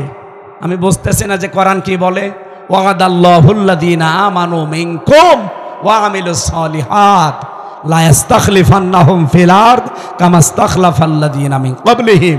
সূরা নূরের 55 নম্বর আয়াত। আল্লাহ তাআলা বলেন, আল্লাহ ওয়াদা করছেন তোমাদের ভেতরে যারা ঈমান আনবে আর আমলে সালেহ করবে। সালেহ মানে কি? এখানে সালেহের ব্যাখ্যা হয়তো অনেকে নেক বলবে, না, সালেহ মানে যোগ্য। শুধু নেক না, আপনাকে ঈমান আনার পরে যোগ্যতা সম্পন্ন হওয়া লাগবে। এই বাংলাদেশে এটা আমি সবচাইতে বেশি পেয়েছি জামাত, শিবির আর ছাত্রী সংস্থার ভেতরে। আপনি এখন চ্যালেঞ্জ দেন। অনেক মানুষ রাজনীতি করে আখের গোছানোর জন্যে, খালি খাবো খাবো এই ধান্দায়। কিন্তু এই যাদের নাম বললাম এদের ভেতরে যদি এই চরিত্র পান, আপনি একটা দেখান, আমি এক্ষুনি তওবা করে চলে আসবো। আপনি রাগ না করে নিজের বাস্তবতায় মিলান। আপনাদের তো সাতক্ষীরার নিজে পরিচিত মাওলানা ইয়াসার রিয়াসাত আলী, আশা শুনি না, আমি নিজে গিয়েছিলাম। তার এক নাতি আমার সাথে পড়তো, এই যে আশরাফ ভাই, আমি সে মুয়াজ্জিম সাহেব, মুয়াজ্জিম, তার বাড়ি পর্যন্ত আমার মনে হয় এখনো মাটির বাড়ি আর টিনের বাড়ি। সে একজন এমপি, আর বাংলাদেশে এমপি পাই আমরা 620টা বাড়ি। আরে শয়তান, তোর বাড়ি লাগে কয়টা? হ্যাঁ, আমার একটা বাড়ি থেকে বাবার বাড়ি কুষ্টিয়া হালসা, নিজের বাড়ি কুষ্টিয়া শহরে। এই আমার চিন্তা হয় যে আমার তো ছেলে নেই, আমার 3টা মেয়ে, যা করবো কামাই সব খাবে জামাই, ও সাথে আমি কামাই করে করব কি? তাই আমার ভয় হয়। আর ওই শয়তানদের, তাও তো আমার 3টা ছেলে আছে, জামাই তো অন্তত খাবে, আর ওদের ছেলে নেই মেয়ে নেই, বাড়ি আছে 620টা, ওর খাবে কে? ওর চোখ বন্ধ হয়ে গেলে ওগুলো কুকুর শিকালে খাবে। কথা বলেন না কেন? আমার ভাইরা, এই জন্য সৎ এবং যোগ্য যারা, আবার খেয়াল করেন, ঈমান থাকা লাগবে এবং সৎ যোগ্য হওয়া লাগবে। তাহলে আল্লাহর ওয়াদা, জমিনের শাসন ক্ষমতা আল্লাহ তাদেরকে দেবেন। আল্লাহ এতটুকু শেষ করেননি। আল্লাহ বলেন, কামাস্তাখলাফাল্লাযীনা মিন ক্বাবলিহিম, লামে তাকিদ নুনে সাকিলা, গ্যারান্টি দিচ্ছি তোমাদের আগে যারা এই 2টা গুণ ছিল তাদেরকে আমি জমিনে শাসন ক্ষমতা দিয়েছিলাম। আল্লাহর ওয়াদা মিথ্যা হবে? আমরা যেহেতু দেখতে পাচ্ছি সামনে পরিবেশ তৈরি হচ্ছে, মাত্র 15 জন মানুষ চাইতো এই দেশে ইসলাম কায়েম হোক আগস্টের 5 তারিখের আগে। আর এখন এই যে এপ্রিলের 1 তারিখে জরিপ বের হয়েছিল আন্তর্জাতিকভাবে, বাংলাদেশে এখন 100 জনের 66 জন মানুষ বলছে আমরা ইসলাম চাই। অথচ 8 মাস আগে মাত্র 100 জনের 15 জন বলতো যে আমরা ইসলাম চাই। কয়জন বলেন বলেন? তার ভেতরে আশরাফ সাহেব একজন, মনে করেন হামজা একজন, এরকম মাত্র 100 জনের 15 জন। আরে 8 মাসের ব্যবধানে এখন 100 জনের 66 জন মানুষ চাচ্ছে যে দেশে ইসলাম কায়েম হোক। হিন্দু পর্যন্ত, এই গোবিন্দ পরামানিক, এ কি মুসলমান না হিন্দু? এ কয়েকদিন আগে স্ট্যাটাস দিয়েছে, সংবাদ সম্মেলন করে বলিস, এমনকি লাইভ করে বলছে যে বাংলাদেশে যদি ইসলাম আসে আমরা অন্য জাতির লোকেরা সবচাইতে নিরাপদে থাকতে পারি। সুতরাং সুযোগ কিন্তু আসতেছে। মা ওয়াদ্দাআকা রব্বুকা ওয়া মা ক্বালা, কোনো আফসোস নেই, কোনো চিন্তা নেই, কোনো টেনশন নেই। আল্লাহ আমাদের ছেড়েও দেয়নি, আমাদের ত্যাগও করেনি, এমনকি আমাদের উপর আল্লাহ অসন্তুষ্ট না। পরীক্ষা তো আল্লাহ নেবেই। বিশ্ব নবীকে তাই 40 দিন পরীক্ষা নিয়েছিলেন। এই আয়াতটা নাজিল করার আগে ওহী বন্ধ ছিল কতদিন? 40 দিন। আপনজন যারা আছে তারা পর্যন্ত উল্টাপাল্টা কথা বলছিল, এমনকি নিজের চাচি আবু লাহাবের স্ত্রী ওই কথা বলেছে মুহাম্মদের কাছে যে শয়তান আসে, সেই শয়তান তাকে ত্যাগ করেছে। বলেন নাউজুবিল্লাহ। আজও বাংলাদেশের এই 15.5 বছর, এমনকি এই দৃশ্য দেখে গতকাল তাসলিমা নাসরিন এই কোলাঙ্গার মহিলা কাল স্ট্যাটাস দিয়েছে, কোথায় তোদের আল্লাহ? ফিলিস্তিনে যা হয়ে গেল, আল্লাহ যদি থাকতো তে কিছু করত। এরকম কোলাঙ্গার গুলো দেখে দেখে আশ্রয় দেয় এই নাসরি মুশরিকরা। এই বাংলাদেশের যারা ইসলামের, যারা মানবতার যারা ক্ষতি করে, তাদেরকে ওরা আশ্রয় দেয়।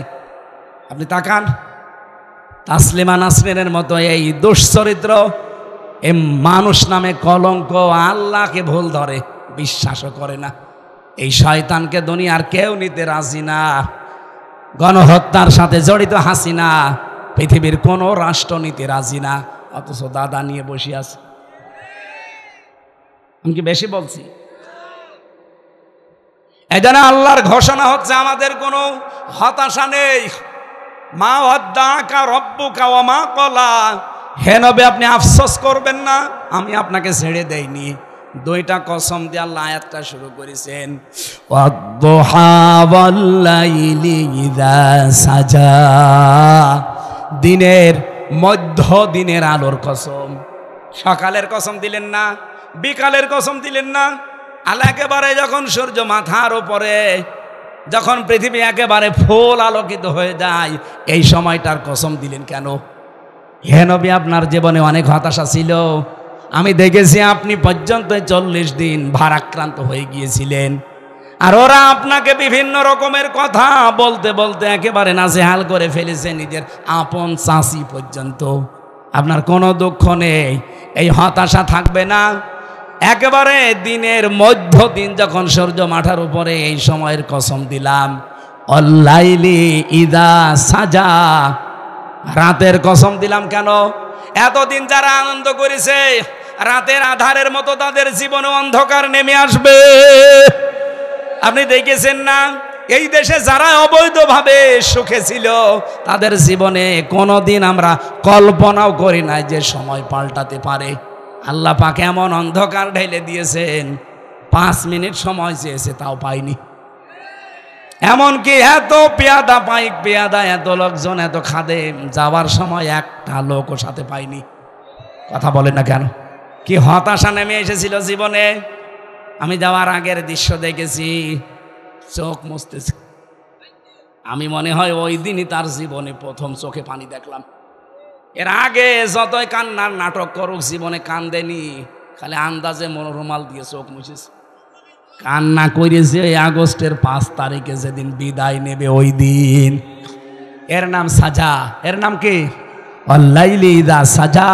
শুধু তাকে উদ্দেশ্য করে আল্লাহ বলেননি ওই জামানায়, এটা কিয়ামত পর্যন্ত থাকবে। আর আমরা যারা আছি কিয়ামত পর্যন্ত আয়াত থেকে আশার সঞ্চার জাগাবো। মা ওয়াদ্দাআকা রব্বুকা ওয়া মা ক্বালা, ওয়ালাল আখিরাতু খায়রুল লাকা মিনাল উলা। হে নবী আপনার আগের চাইতে পরে ভালো। এতদিন যাই হয়েছে হয়েছে, বিশ্বের মুসলমানেরা কোনো চিন্তা নেই। ইহুদিরা যে মানুষগুলোকে মেরে ফেলেছে, এরা শুধু মারা যায়নি, এরা শাহাদত বরণ করেছে। আর শাহাদত যারা বরণ করে ওরা কিন্তু মারা যায় না। কি? ওয়ালা তাহসাবান্নাল্লাযীনা কুতিলু ফি সাবিলিল্লাহি আমওয়াতা বাল আহইয়াউন ইনদা রাব্বিহিম ইউরযাকুন। আল্লাহ বলেন, যারা শাহাদত বরণ করে এদেরকে তোমরা মৃত বলবা না, এমনকি ধারণাও করবা না। সূরা বাকারার 154 নম্বর আয়াতে পাবেন, ওয়ালা তাকুলু লিমা ইউকতালু ফি সাবিলিল্লাহি আমওয়াত। আর সূরা আলে ইমরানের 169 নম্বর আয়াতে পাবেন, ওয়ালা তাহসাবান্নাল্লাযীনা কুতিলু। মুখে তো বলাই যাবে না, ধারণাও করা যাবে না যে মরে গেছে। যারা শহীদ হয় মুখ দিয়ে আপনি কখনো বলবেন না যে মরে গেছে, ধারণাও করবেন না মরে গেছে। আল্লাহ বলেন বালা হায়া, তারা জীবিত। কে বলছেন? আরো জোরে বলেন। ইনদা রাব্বিহিম ইরযাকুন, শুধু জীবিত না, তারা তার রবের কাছে রিজিক পাচ্ছে। সুবহানাল্লাহ বলতে পারেন নাই? সুতরাং 2024-এ 2732 জন মানুষ শহীদ হয়েছে। কি? এবং ফিলিস্তিনে, এই গুজরাটে, বিশ্বে বিভিন্ন জায়গায় আজ মানুষ, মুসলমানরা যারা বিনা কারণে মারা যাচ্ছে বিধর্মীদের হাতে, এমনি মারা যাচ্ছে না, এরা শহীদ হচ্ছে। আর শহীদ হলে কি মরে? বলেন বলেন। ওই যে ওই বাচ্চাটা বলছিল না যে আমাকে মেরে ফেলেন, আমি শুনেছি জান্নাতে নাকি খাবারের কোনো অভাব নেই।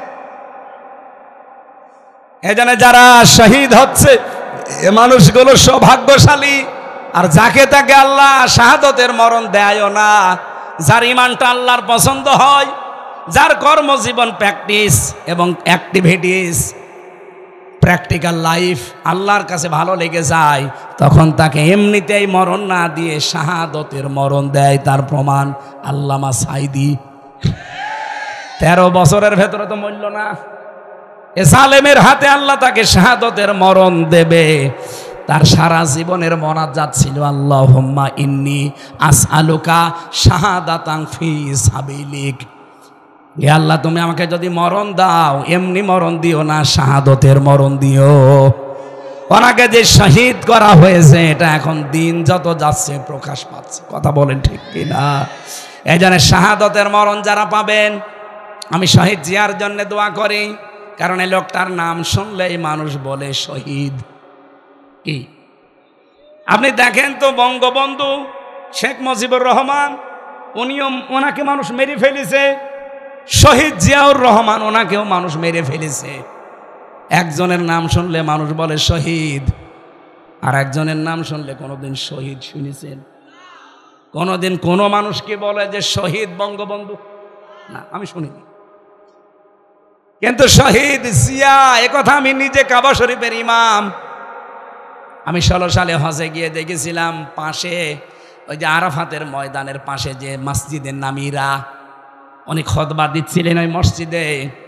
ওই সময় শহীদ জিয়াউর রহমানের নাম ধরে দোয়া করে ডাক দিয়ে আরবিতে বলছিলেন, রব্বুল আলামিন শহীদ জিয়াউর রহমানকে জান্নাতের সুউচ্চ মাকাম দান করো, তার আরশের নিচে তাকে তুমি ছায়া দাও। চিন্তা করলাম এই কথা বললো কেন?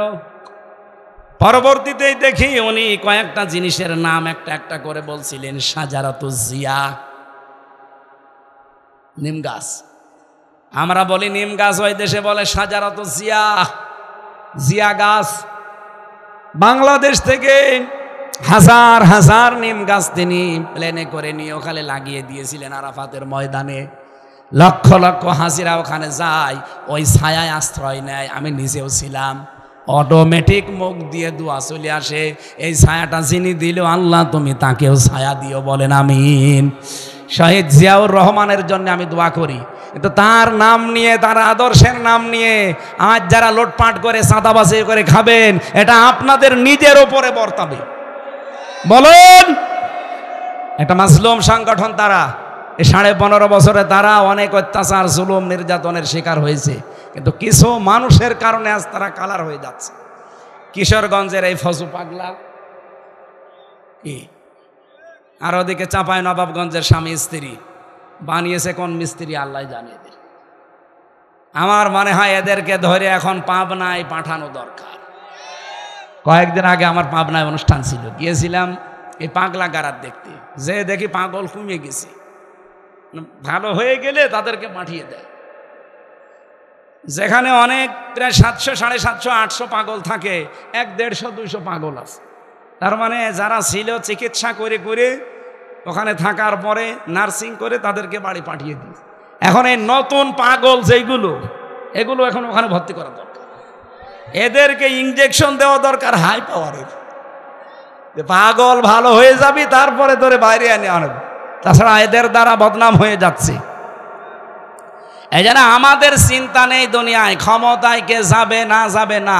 আমরা দেখতে পাচ্ছি আল্লাহর এই আয়াত আগের চাইতে পরে ভালো, ওয়ালাল আখিরাতু খায়রুল লাকা মিনাল উলা। এটা কি শুধু নবীকে বলেছি? কিয়ামত পর্যন্ত আমরাও আছি। এই কারা গয়রা কারা? পোশাক পায়খানা ছাড়া বাইরে যেতে পারবেন না। আর যদি খুব বেশি নেশা লাগে বিড়ি খাওয়ার জন্য যেতে পারেন। আপনাদের এই পাশেই তো বেনাপোল, এখানেই তো এসব বানায়। আকিস গ্রুপ এখানে বানায় না? ভোমরা বর্ডার এটা। ও এটা তো এটা আমার কাছে যশোর মনে করছে। নাভারণে বানায়, নাভারণ ওই যে বেনাপোলে লাইনে ওগুলো বানায়। খান, আপনারা কি বলবো, দু একটা হালকা পাতলা খান, খেয়ে আবার চলে আসে। অনেকে আবার জয় মোবাইলে স্ট্যাটাস দেয়, মেসেজ লেখে, হুজুর বিড়ি খাওয়া কি? যদি বলি যে হারাম না হারামের কাছাকাছি, তখন হাসে, মনে করে যে এটাই অত বেশি অসুবিধা নেই, আমি দু একটা খাই। পৃথিবীতে একটা মাত্র খাবার যার গায়ে লেখা থাকে যে আমাকে খেলে ক্যান্সার হবে, কি হবে? এরপরও অনেকে বিড়ি খায় না। সাতক্ষীরা এসব নেই? এ জেলায়ও বিড়িখোর আছে। কারা কারা বিড়ি খান হাত তোলেন তো দেখি। মুরব্বী একবারে 2 হাত তুলেছে, তার মানে ও ডবল বিড়ি খায়। না, এটা ছেড়ে দেওয়া লাগবে ভাই। আমার মনে হয় যারা নেশা করে, শুধু বিড়ি না, বিভিন্ন নেশা দ্রব্য যারা ভক্ষণ করে, এই দোষ শুধু তাদের না, এ দোষ তাদের বউদেরও। ওই যে মেয়ে লোক দাঁড়িয়ে আছে না, ও বউদেরও দোষ আছে। ও থাকতে দেয় কোন কারণে কাছে? মা বোন যারা এসেছেন, আপনার স্বামী যদি কোনো নেশা খায়, সে বিড়ি হোক সিগারেট হোক আর বাকিগুলোর নাম বললাম না, ওই শয়তানরে কাছে থাকতে দেবেন না। বলবো তোর বিছানা আলাদা করে দিলাম, যতদিন ওইটা না ছাড়বে কাছে থাকতে পারবি না, এমনি টাইট হয়ে যাবে। হ্যাঁ, আমরা এর পরের যে এক আয়াত পরে একটা আয়াত পড়েছিলাম, এই আয়াতটার ব্যাখ্যা করার জন্য বসেছি। আমি জানি এখানে যারা আছে, এমনকি যারা আপনারা শুনছেন, এই আয়াতের বাংলা যে অর্থ আমি জিজ্ঞাসা করব, যদি বলতে পারেন। আমার বিশ্ববিদ্যালয়ে মাস্টার্সে যখন ভাই ভাই চলছিল, ওই যে ওকেও ভাই ভাই ডেকেছি, ওরা তো 8টা 10টা প্রশ্ন করেছি, আমারে মাত্র একটা প্রশ্ন দিয়েছিল, ওই সেই প্রশ্নটা আজকে আছে। আমি জবাব দিয়েছিলাম একেবারে যেভাবে আমি পড়েছিলাম তাফসিরে। অনেকগুলো তাফসিরে আছে একরকম, একটা তাফসিরে আলাদা আছে। আমার ভাই ভাই যিনি ছিলেন বাইরের এক বিশ্ববিদ্যালয়ের ডক্টর, এত খুশি হয়েছিলেন, ফুল মার্কস আমাকে দিয়ে দিয়েছে। এটা অনেকের ভেতরে আমার মনে হয় মানে সঠিকটা জানা নেই, আজকে আমরা সঠিক জানবো। আল্লাহ পাক বলেন, আলাম ইয়াজিদকা ইয়াতীমান ফাওয়া, কিছু নিয়ামত স্মরণ করাচ্ছি।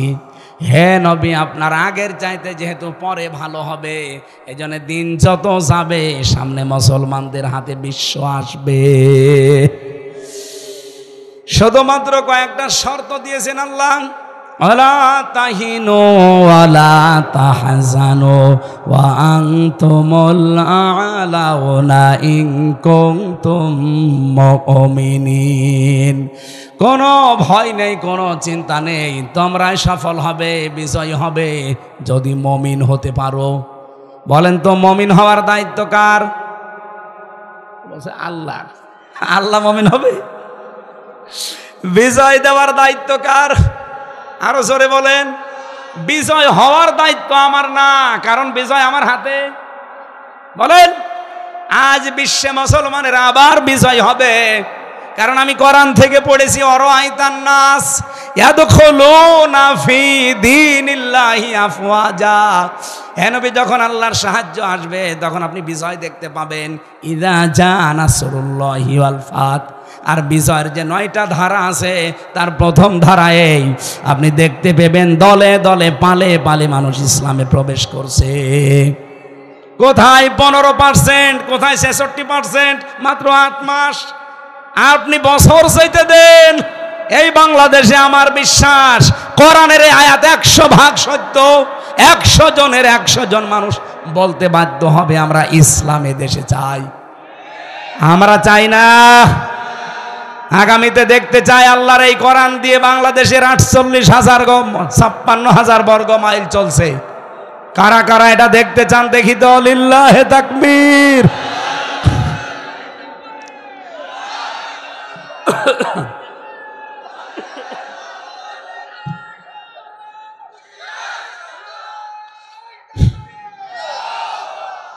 আমার ভাইরা এবার একটু খেয়াল করেন, আল্লাহ নবীজিকে স্মরণ করাচ্ছেন।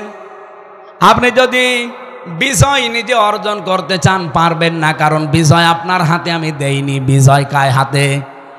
আপনার দায়িত্ব হচ্ছে ইন কুনতুম মুমিনিন, আপনি মুমিন হবেন। এই নির্দেশটা শুধু মুমিন নবীজিকে আল্লাহ দেয়নি, তামাম দুনিয়ার মুসলমানদেরকে আল্লাহ দিয়েছেন। এজন্য আমরা সামনে যদি বিজয় হতে চাই, 1 নম্বরে আমাদের দায়িত্ব হচ্ছে আমরা মুমিন হব। মুমিন কাকে বলে? বাংলাদেশের মানুষের ভেতরে একটা ভ্রান্ত ধারণা, মুমিন মানে বিশাল জুব্বা গায়ে থাকবে, পাগড়ি থাকবে, হাতে তসবিহ থাকবে, দুনিয়ার কোনো খেয়াল থাকবে না, বিশাল বুজুর্গ। কি মুমিন কারা? ঈমান আছে কার? আমাদের এই দেশে শুধু লেবাসে আমরা তাকওয়া খুঁজি, লেবাসে ঈমান খুঁজি। ঈমান তো এই জায়গার ব্যাপার। কি নবীজি জানিয়েছেন, ইদা সাররাতকা হাসানাতুকা ওয়া সাআতকা সাজ্জিআতুকা ফাআনতা মুমিন। যখন তোমার ভালো কাজগুলো তোমাকে আনন্দ দেবে আর অন্যায় কাজগুলো তোমাকে কষ্ট দেবে, তখন বুঝবে তোমার ঈমান আছে। এ বাংলাদেশে সবার কাছে ভালো কাজ ভালো লাগে, সবার কাছে অন্যায় কাজ এটা কষ্ট লাগে না, আর অনেকে আনন্দ নিয়ে করে। এই জন্য 1 মাস চলে গেল তাকওয়ার মাস।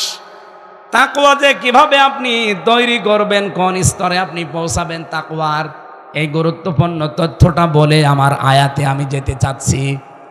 তাফসীর থেকে বলছি, বিশ্বনবী জানিয়েছেন তাকওয়ার স্তরগুলো। এই পৃথিবীতে তাকওয়া অর্জনের প্রক্রিয়া পেয়েছি আমি 6টা। 1 নম্বরে আপনাকে হকের অনুসন্ধান করা লাগবে। ভালো করে শুনবেন, আপনি কোন স্তরে আছে আপনি মিলাবেন। শুধু এরকম পাগড়ি মাথায় দিয়ে বসে থাকলে হবে? আপনি কি দেখবেন যে আপনি কোন স্তরে আছেন? 1 নম্বরে আপনাকে হকের অনুসন্ধান করা লাগবে, হক খোঁজ করা লাগবে। আমাদের জাতির পিতা হযরত ইব্রাহিম, তিনি কিন্তু হক খোঁজ করেছিলেন। কি প্রথমে তারকা দেখেছেন, বলেছেন এইটাই আমার রব।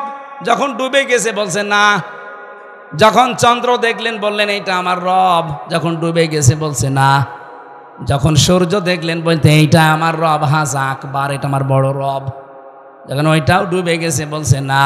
ইন্নী ওয়াজ্জাহাতু ওয়াজহিয়া লিল্লাযী ফাতারাস সামাওয়াতি ওয়াল আরদা হানিফা ওয়া মা আনা মিনাল মুশরিকিন।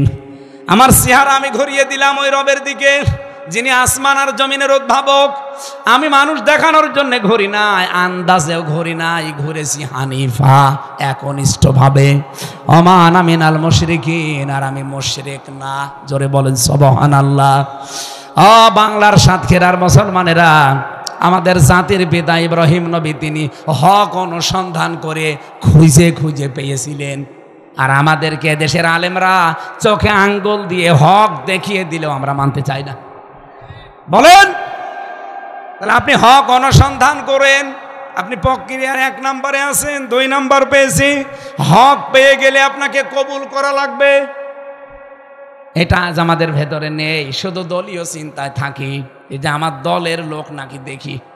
হক কথা, হক বিষয় যদি কোনো জায়গায় পেয়ে যান, আপনার বিবেক যদি সায় দেয় যে না এটা হক, মাস্ট বি আপনাকে কবুল করা লাগবে।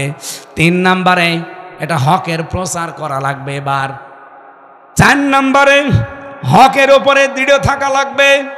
5 নম্বরে হক কায়েম করার জন্য সর্বাত্মক চেষ্টা করা লাগবে।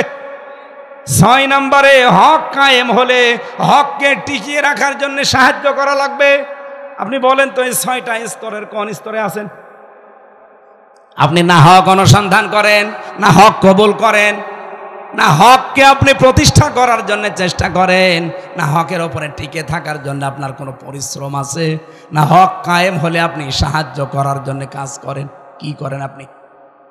এই জন্য নিজের দিকে তাকে একটু আফসোস নিয়ে আসেন ভেতরে। তাছাড়া আপনি তাকওয়ার কোনো পর্যায়ে থাকতে পারবেন না। আল্লাহ রাব্বুল আলামিন হেদায়েত দেওয়ার জন্য যে আয়াতটা আমরা পড়েছিলাম, আলাম ইয়াজিদিকা ইয়াতীমান ফাআওয়া, হে নবী আপনাকে ওরা দুঃখ দেয়, আশেপাশে কথা বলে, আমি আপনাকে কি এতিম পাইনি, এরপরে আশ্রয় দেয়নি। ওয়াজাদাকা যাল্লান ফাহাদা। এটার বাংলা অর্থ করার জন্য আমি আহ্বান জানাচ্ছি এবার আলেমদের। এটা আলেম না? বাংলা অর্থ করতে পারবেন এটার? ওয়াজাদাকা যাল্লান, এই যে পথ হারা ছিলেন আপনার আল্লাহর নবীকে যদি বলেন আপনি পথ হারা ছিলেন, ওই মাওলানা মিজানুর রহমান আজহারের মতো আপনি কালকে কালার হয়ে যাবেন। উনি তো ভালো নিয়তেই বলেছিল, কি উনি যেই কথাগুলো বলেছে একটা কথাও কিন্তু খারাপ কথা না, কিন্তু নবীর শানে ওই কথাগুলো বললে আমরা মেনে নিতে পারি না। উনি নবীকে কাউবয় বলেছিল, এটা বাংলাদেশ না বিশ্বের মুসলমানেরা এই শব্দটা অভ্যস্ত না, কিন্তু নবী তো ছাগল চড়িয়েছে না চড়াননি। উনি হযরতে খাদিজাতুল কুবরা রাদিয়াল্লাহু তাআলা আনহাকে ইনটেক নয় এই বলেছিলেন। এই শব্দটা আমাদের মায়ের ব্যাপারে যায়। উনি আমাদের মা না? কথা বলেন না কেন? তাহলে এখানে যে শব্দটা উনি তো বাংলা অর্থ ঠিকই করেছে। দল্লান মানে পথহারা, দল্লান মানে পথভ্রষ্ট, দল্লান মানে গোমরা। বাংলা অর্থ যদি আমি ওইভাবে করি, কালকে দেখেন সারা বাংলাদেশে আমার নামে বদদুয়া শুরু হবে। তাহলে কি অর্থ করা লাগবে এখানে? ওয়াজাদাকা যাল্লান ফাহাদা, হে নবী আমি আপনাকে অনবহিত পেয়েছি। অনবহিত, আপনি পথ অনুসন্ধান করছিলেন। ওই যে হকের যে 6টা অর্থ বললাম প্রথম, এইটা আপনি হক অনুসন্ধান করছিলেন। হক সম্পর্কে, পথ সম্পর্কে, হেদায়েত সম্পর্কে আপনি অনবহিত ছিলেন। আপনি অজ্ঞ ছিলেন বলতে পারবেন না, আপনি পথ হারা ছিলেন বলতে পারবেন না, এমনকি আপনি পথভ্রষ্ট ছিলেন তাও বলতে পারবেন না, আপনি গোমরা ছিলেন তাও বলতে পারবেন না। কেন? নবীদের শানে কথাগুলো যায় না, অথচ বাংলা অর্থ কিন্তু এটাই। সূরা ইউসুফের 23 নম্বর আয়াতটা পড়ার জন্য বলছি আলেমদের। ওয়ালাকাদ হাম্মাত বিহি ওয়া হাম্মা বিহা। বিহি আর বিহা একটা পুরুষ একটা মহিলা। এর বাংলা অর্থ যদি আমি শাব্দিক দেখে দেখে করি, দেখেন তো আপনার মনে কি বলে। আল্লাহ বলেন জেনা করার জন্যে জুলাইখা যেমন রাজি, ইউসুফও রাজি। এই না মানে কোন হুজুর নিয়ে আসবেন, নিয়ে আসেন, বাংলা অর্থ আপনি বের করে দিন।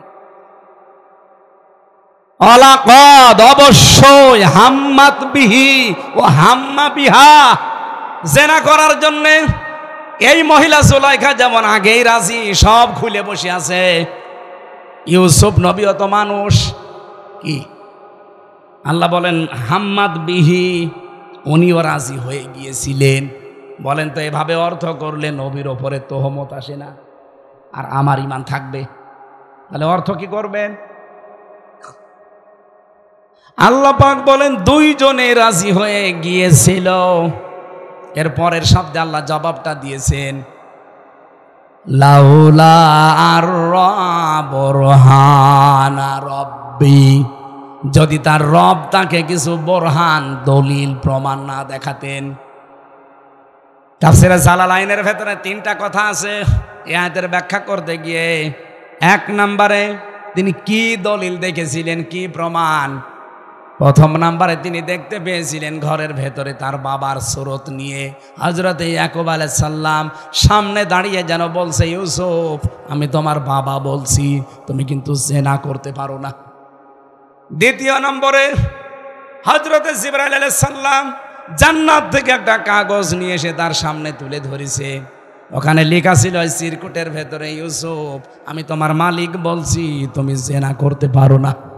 3 নম্বরে আজিজে মিসর এই জুলাইখার স্বামী, সে সরাসরি তার সুরতটা নিয়ে মনে হচ্ছে ঘরের ভেতরে দাঁড়িয়ে আছে। এই তিনটা বরহান আল্লাহ পাক তাকে দেখিয়েছেন। শুধু তাকেই না, এর পরের আয়াতে আপনি একটু তাকান, কাযালিকা লিনাসরিফা আনহুস-সুআ ওয়াল ফাহশা ইন্নাহু মিন ইবাদিনাল মুখলাসিন। বলেন আল্লাহু আকবার। আল্লাহ বলেন কাযালিকা, এইভাবে, লিনাসরিফা, সরফ মানে নড়াচড়া করা, আনহুস-সুআ ওয়াল ফাহশা, অন্যায় অশ্লীল অবৈধ কাজ আমি তার থেকে দূরে সরিয়ে দিয়েছি। শুধু তাকেই সরিয়েছি না, ইন্নাহু মিন ইবাদিনাল মুখলাসিন, এটা বহু বচন। মুখলিস দিতে পারতেন, মুখলাসিন দিলেন কেন? কিয়ামত পর্যন্ত ইউসুফের মতো চরিত্রের মহা দুর্যোগের সময় যারা নিজেকে হেফাজত করে রাখতে পারবে আল্লাহর ভয়ে, রব্বুল আলামিন কিয়ামত পর্যন্ত এই মানুষগুলোকে ইউসুফের মতো বাঁচিয়ে দেবেন। এই জায়গায় নবীজিকে আল্লাহ ডাক দিয়েছেন, আপনাকে আমি পথ সম্পর্কে অনবহিত পেয়েছিলাম। আমি যদি ওই দিন ওই মাস্টার্সের ভাই ভাই বলতাম, স্যার হে নবী আপনাকে আমি গোমরা পেয়েছি, পথভ্রষ্ট পেয়েছি, আমার 100 নাম্বারের 100 নাম্বার না 0 দিত, কারণ আমি নবীর ওপর একটা খারাপ ধারণা দিয়ে দিলাম। যেই বলেছি অনবহিত পেয়েছি, উনি বলছে যান আপনার হয়ে গেছে, একটা জবাব দিয়েই উনি খুশি। অথচ ওরে জিজ্ঞেস করেন 5-6টা প্রশ্ন করিস, আর আমার মাত্র একটা প্রশ্ন ছিল। রব্বুল আলামিন বলেন আপনাকে আমি পথের অনুসন্ধানকারী পেয়েছি, পথ সম্পর্কেও অনবহিত পেয়েছি। এতটুকু আল্লাহ শেষ করে দিলেন না, ফাহাদা, এরপরে আপনাকে আমি নিজে পথের দিশা দিয়েছি। বলেন সুবহানাল্লাহ। আজ তামাম পৃথিবীর মানুষ আমরা, বিশেষ করে মুসলমানেরা, আজ পথ সম্পর্কে উদাসীন। আমরা সবাই পথ খোঁজ করতে আসি কম বেশি। রব্বুল আলামিন তোমার হাবিবকে যেভাবে হেদায়েত দিয়েছিলে, তুমি আমাদেরকেও পথের দিশা দাও। বলেন আমিন। পথ মানে এখানে হাদা শব্দ দিয়েছেন আল্লাহ। হাদা মানে, আপনার কি ঘুমাচ্ছেন না বেশি হয়ে গেল সময়? হাদা শব্দের যতগুলো অর্থ আমি পেয়েছি, পড়া কোরআন শরীফের ভেতরে আপনি কোরআনের নাম পাবেন 55টা, তার ভেতরে একটা নাম আছে কোরআনের, কোরআনের নাম হচ্ছে হুদা। কোরআনের নাম কি? হুদা মানে পথ প্রদর্শনকারী। এটা যদি ইসমে ফাইল থেকে নিয়ে আসেন, হাদিন মানা ইউফিদু ইসমে ফাইল, ইসমে ফাইলের অর্থ এর উপকার কি? আল্লাহ নিজে বলছেন ফাহাদা, হেদায়েত দেওয়ার মালিক কিন্তু দুনিয়ায় কেউ না। জান্নাতে যাওয়ার জন্য সবচাইতে বেশি লাগবে যেটা, তার নাম কি? হেদায়েত। কি লাগবে? হেদায়েত না হলে জান্নাত যেতে পারবেন? তাহলে জান্নাতে যাওয়ার জন্য আল্লাহ হেদায়েত পাঠিয়েছেন। পড়া কোরআন শরীফের ভেতরে বললাম 55টা নামের একটা নাম হচ্ছে হুদা বা হাদা। অমাং দাআ ইলাইহি হাদা, যে ব্যক্তি কোরআনের ডাকে ডাকে মানুষকে ডাকে, আল্লাহ তাকে হেদায়েতের উপরে রাখে। ফাকাদ হুদিয়া ইলা সিরাতিম মুস্তাকিম, কোন মানুষ যদি কোরআনের ডাকে সাড়া দিতে পারে কোরআনের হেদায়েতে, আল্লাহ নিজে তাকে সিরাতে মুস্তাকিম নসিব করে দেন। বলেন আমিন। তাহলে এখান থেকে আমরা পেয়েছি হাদা শব্দের ব্যাখ্যায় হেদায়েত পাওয়ার জন্য আল্লাহ কোরআন পাঠিয়েছেন, আর হেদায়েত না পেলে জান্নাতে যাওয়া যাবে না। সুতরাং আল্লাহর নবীও পথ সম্পর্কে অনবহিত ছিলেন, তাকে যেমন আল্লাহ পথের দিশা দিলেন, আমরাও আজ দিক বিদিক ঘুরে বেড়াচ্ছি। আমরা যদি পথ পেতে চাই, আল্লাহর পাঠানো হেদায়েত, তার নাম কি? বলেন বলেন। দল মত নির্বিশেষে আল্লাহর এই হেদায়েতের কাছে আপনাকে আসা লাগবে। এখন হেদায়েত পাবে কারা? আমি আজকে দুপুরে আমার যশোরে আলোচনা ছিল, হেদায়েত পাবে কারা? 5 প্রকার মানুষের কথা পেয়েছি। ওটা সূরা বালাদের 11 নাম্বার থেকে 18 নাম্বার আয়াত পর্যন্ত আপনি ব্যাখ্যা বাড়িয়ে দেখবেন। এই 5টা গুণ যাদের ভেতরে আছে, ফাক্কু রাকাবা আও ইতআমুন ফি ইয়াউমিন যী মাসগাবা, ইয়াতীমান যা মাকরাবা আও মিসকিনান যা মাতরাবা সুম্মা কানা মিনাল্লাযীনা আমানু ওয়া তাওয়াসাউ বিস-সাবরি ওয়া তাওয়াসাউ বিল মারহামাহ উলাইকা আসহাবুল মাইমানাহ। লম্বা করে দলিলগুলো বলা যাচ্ছে না, অনেক রাত হয়ে যাচ্ছে। এই 5টা গুণ দুনিয়াতে যাদের ভেতরে পাবেন, 1 নম্বরে ফাক্কু রাকাবা। দুনিয়ায় যে মানুষগুলো দাস মুক্তির জন্য চেষ্টা চালায়, এই বাংলাদেশে আজ প্রায় 73টার উপরে দল, শুধু 49টা নিবন্ধিত দল রাজনৈতিকভাবে, আর বাকিগুলোর নিবন্ধন এখনো নেই। সবাই কিন্তু এক কাজ করছে না। আমরা দেখতে পাচ্ছি এই দেশে একটা মাত্র দল, তারা মানুষকে মানুষের গোলামি থেকে মুক্ত করার জন্য চেষ্টা চালাচ্ছে। এক কথা বলা লাগবে, মানুষ মানুষের গোলামি করবে এটা জায়েজ নেই। মানুষ মানুষের আইন মানবে এটা হারাম। মানুষ আইন মানবে কার? ফাক্কু রাকাবা। এই গুণ যাদের ভেতরে আছে তারা হেদায়েত পাবে। 2 নম্বরে আও মিসকিনান যা মাকরাবা, যারা এতিম মিসকিনদের অসহায় মানুষদের খাবারের ব্যবস্থা করে। আজ কোথায় সেই সিলেট মৌলভীবাজারে আমিরে জামাতের বাড়ি, সেখান থেকে ছুটে আসতেছে সাতক্ষীরার শ্যামনগরে, এখান থেকে ছুটে যাচ্ছে কুড়িগ্রামে, উলিপুরে। কেন? ধনী মানুষ দেশে আর নেই, কাউকে তো এভাবে দৌড়াতে দেখি না। মানুষের মুখে হাসি ফোটানোর জন্য যার দিন রাত নেই। আমার সাথে বেচারা জেলে ছিল, আমি জেল থেকে বের হয়ে বাড়িতে গেলাম মা বাবার কাছে, স্ত্রীর কাছে, সন্তানের কাছে, আর উনি জেল থেকে বের হয়ে একবারে চলে এসেছে সাতক্ষীরায়। মুহাদ্দিস আব্দুল খালেক মন্ডল রহমতুল্লাহ আলাই তার কবর দেখতে। এই জেলার মানুষ না, অধ্যক্ষ জেলখানায় মারা গেছে না। বলেন তো, এই যে গুণগুলো যে আমি বলছি কোরআন দিয়ে, এটাকে আমি বানাচ্ছি। ইয়াতীমান যা মাকরাবা, নিকট আত্মীয়র ভেতরে যারা এতিম আছে তাদের যারা খোঁজ খবর নেয়। আপনি ধর্ম আত্মীয় পাঠিয়েছে, সেই যশোরে প্রতি মাসে মাসে 3 বার করে যায়, অথচ নিজের আত্মীয় স্বজনের ভেতরে আপন বোন গরিব মানুষ বছরে 1 বারও যায় না। এই গুণগুলো আপনারা বাড়ি যেয়ে মিলিয়ে দেখবেন। হেদায়েত পাওয়ার এগুলো শর্ত, এগুলো সফল হওয়ার জন্য জীবনে লাগবে। 3 নম্বরে আল্লাহ রাব্বুল আলামিন বলেন হেদায়েত থেকে বঞ্চিত কারা?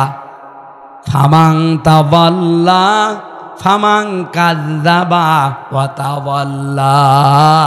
যেই লোকটা কোরআনের কাছে ডাক দেওয়া হয় কিন্তু আল্লাহর কোরআনের কথাগুলো সব বিশ্বাস করতে চায় না, মিথ্যা মনে করে আর অহংকার করে মুখ ফিরিয়ে চলে যায়, এই মানুষগুলোকে আল্লাহ হেদায়েত থেকে বঞ্চিত করে দেয়।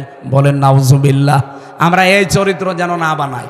মেয়েরা যারা এসেছেন, আমি জেলখানায় বসে বসে মেয়েদের 2টা বই লিখেছিলাম, পারিবারিক জীবনে দাম্পত্য কলহ এবং তার সমাধান কি হবে। ওটা আপনারা মেয়েদের জন্য নিয়ে যেয়ে পড়ান। এখানে গাড়ি আছে কোথায় আমি জানি না, দেখেন ওখান থেকে নিয়ে যাবেন। মেয়েরা যারা এসেছেন বিস্তারিত কথা আপনাদের, রাত 12টা বেজে যাচ্ছে বলতেও পারছি না। হযরতে খাদিজাতুল কুবরার কথা বলছি। জীবনে কোনোদিন 1 ওয়াক্ত নামাজ পড়েননি, একটা রোজা রাখেননি, জীবনে একদিনও পর্দায় থাকেননি, একটা বারও জীবনে হজ করেননি, অথচ আল্লাহ তাকে সালাম দিয়েছেন আর জান্নাতে ঘর বানিয়ে তার জন্য পাঠিয়েছেন। একটাই মাত্র কারণ, জীবনে কোনো দিন তিনি স্বামীর মনে দুঃখ দেননি। এখানে যারা আমরা স্বামী বসে আছি, আশরাফ ভাই সহ, বলেন তো কেউ হাত তুলে বলতে পারবেন যে জীবনে কোনো দিন আপনার স্ত্রী একদিনও আপনাকে দুঃখ দেয়নি? তোলেন, হাত তোলেন, কে পারবেন তোলেন। বিয়ে করে হাত তুলছো নাকি আন্দাজে? কি বউ পেয়েছো? ও কি বউ নাকি রসনের স্বাদ? না যাকে, এতগুলো মানুষের ভেতরে স্টেজে এত বড় বড় হুজুর, নাকি বিয়ে করেনি? এও হাত তুলতে পারেনি, তার মানে ওর বউ একে দুঃখ দিয়েছে। কেউ আমরা পারলাম না, সাথে আমিও পারি না, কারণ আমি মিথ্যা কথা বলবো কেন? আমি দুঃখ পেয়েছি এই জন্য তুলতে পারিনি, ও পাইনি। একটা মানুষ গো এদিকে আসে, আজকে বিয়ে করিস না ভাই, আমি হাসির জন্য বলছি না। মা বোনেরা যারা আছেন, আপনি নামাজ পড়েন, রোজা রাখেন, আর মনে করেন কালো বোরকা পরে আমি জান্নাত যাব না, যাবে কে? কে বলেছে? খাদিজাতুল কুবরার দিকে তাকান, জীবনে এক ওয়াক্ত নামাজও পড়েননি, রোজাও রাখেননি, জীবনে একদিনও পর্দায় থাকেননি। কারণ এই বিধানগুলো নাজিল হয়েছে সব তার ইন্তেকালের পর, এই জন্য উনি করতে পারেননি। কিন্তু জীবনে কোনোদিন স্বামীর মনে একদিনও দুঃখ দেননি, সব উজাড় করে দিয়েছিলেন, দেহ মন সম্পদ সব। এই জন্য আল্লাহ খুশি হয়ে তাকে সালাম দিয়েছে আর জান্নাতে ঘর বানিয়ে তার জন্য পাঠিয়েছে। আজকে সাতক্ষীরার মেয়ে সহ যারা এটা শুনতে পাচ্ছে, মেয়েদেরকে আল্লাহ খাদিজাতুল কুবরার মতো বানিয়ে দেন, বলেন আমিন। তার জন্য হয়তো অত বড় সুসংবাদ আসবে না, কিন্তু খাদিজার মতো আল্লাহ পাশাপাশি একটা জান্নাত যেন তাকেও বানান, যারা এর মতো বউ পেয়েছে। আল্লাহর এই ওলি এখানে দাঁড়িয়ে মানুষকে দেখান যে হ্যাঁ, আল্লাহুম্মা আমিন। লা ইলাহা ইল্লা আনতা সুবহানাক ইন্নী কুনতু মিনাজ জালিমিন। রব্বুল আলামিন, সাতক্ষীরা জেলার ভমরা এলাকার দিকে তাকাও। বাংলাদেশ ভারতের বহু মুসলমানেরা তোমার কোরআনের কথাগুলো আজকে চাতক পাখির মতো বসে শুনছিল। আল্লাহ তাআলা যতটুকু যোগ্যতা আমাকে তুমি ভিক্ষা দিয়েছো, আমি চেষ্টা চালিয়েছি ডেলিভারি দেওয়ার। এরা যাই শুনেছে প্রত্যেককেই তুমি আমাদের আমল করার তৌফিক দাও।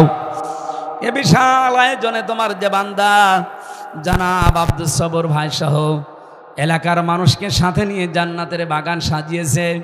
আল্লাহ তাআলা কিয়ামত পর্যন্ত তুমি এ বাগানটা কবুল করে নাও। যে মাদ্রাসা এতিমখানার উদ্যোগে আজকের আয়োজন, এখানে যারা লেখাপড়া করে এদের সে মেধা স্মৃতি খুলে দাও। এই ভমরা এলাকায় যারা ব্যবসা বাণিজ্য করে আল্লাহ এদের ব্যবসা বাণিজ্যে বরকত দাও।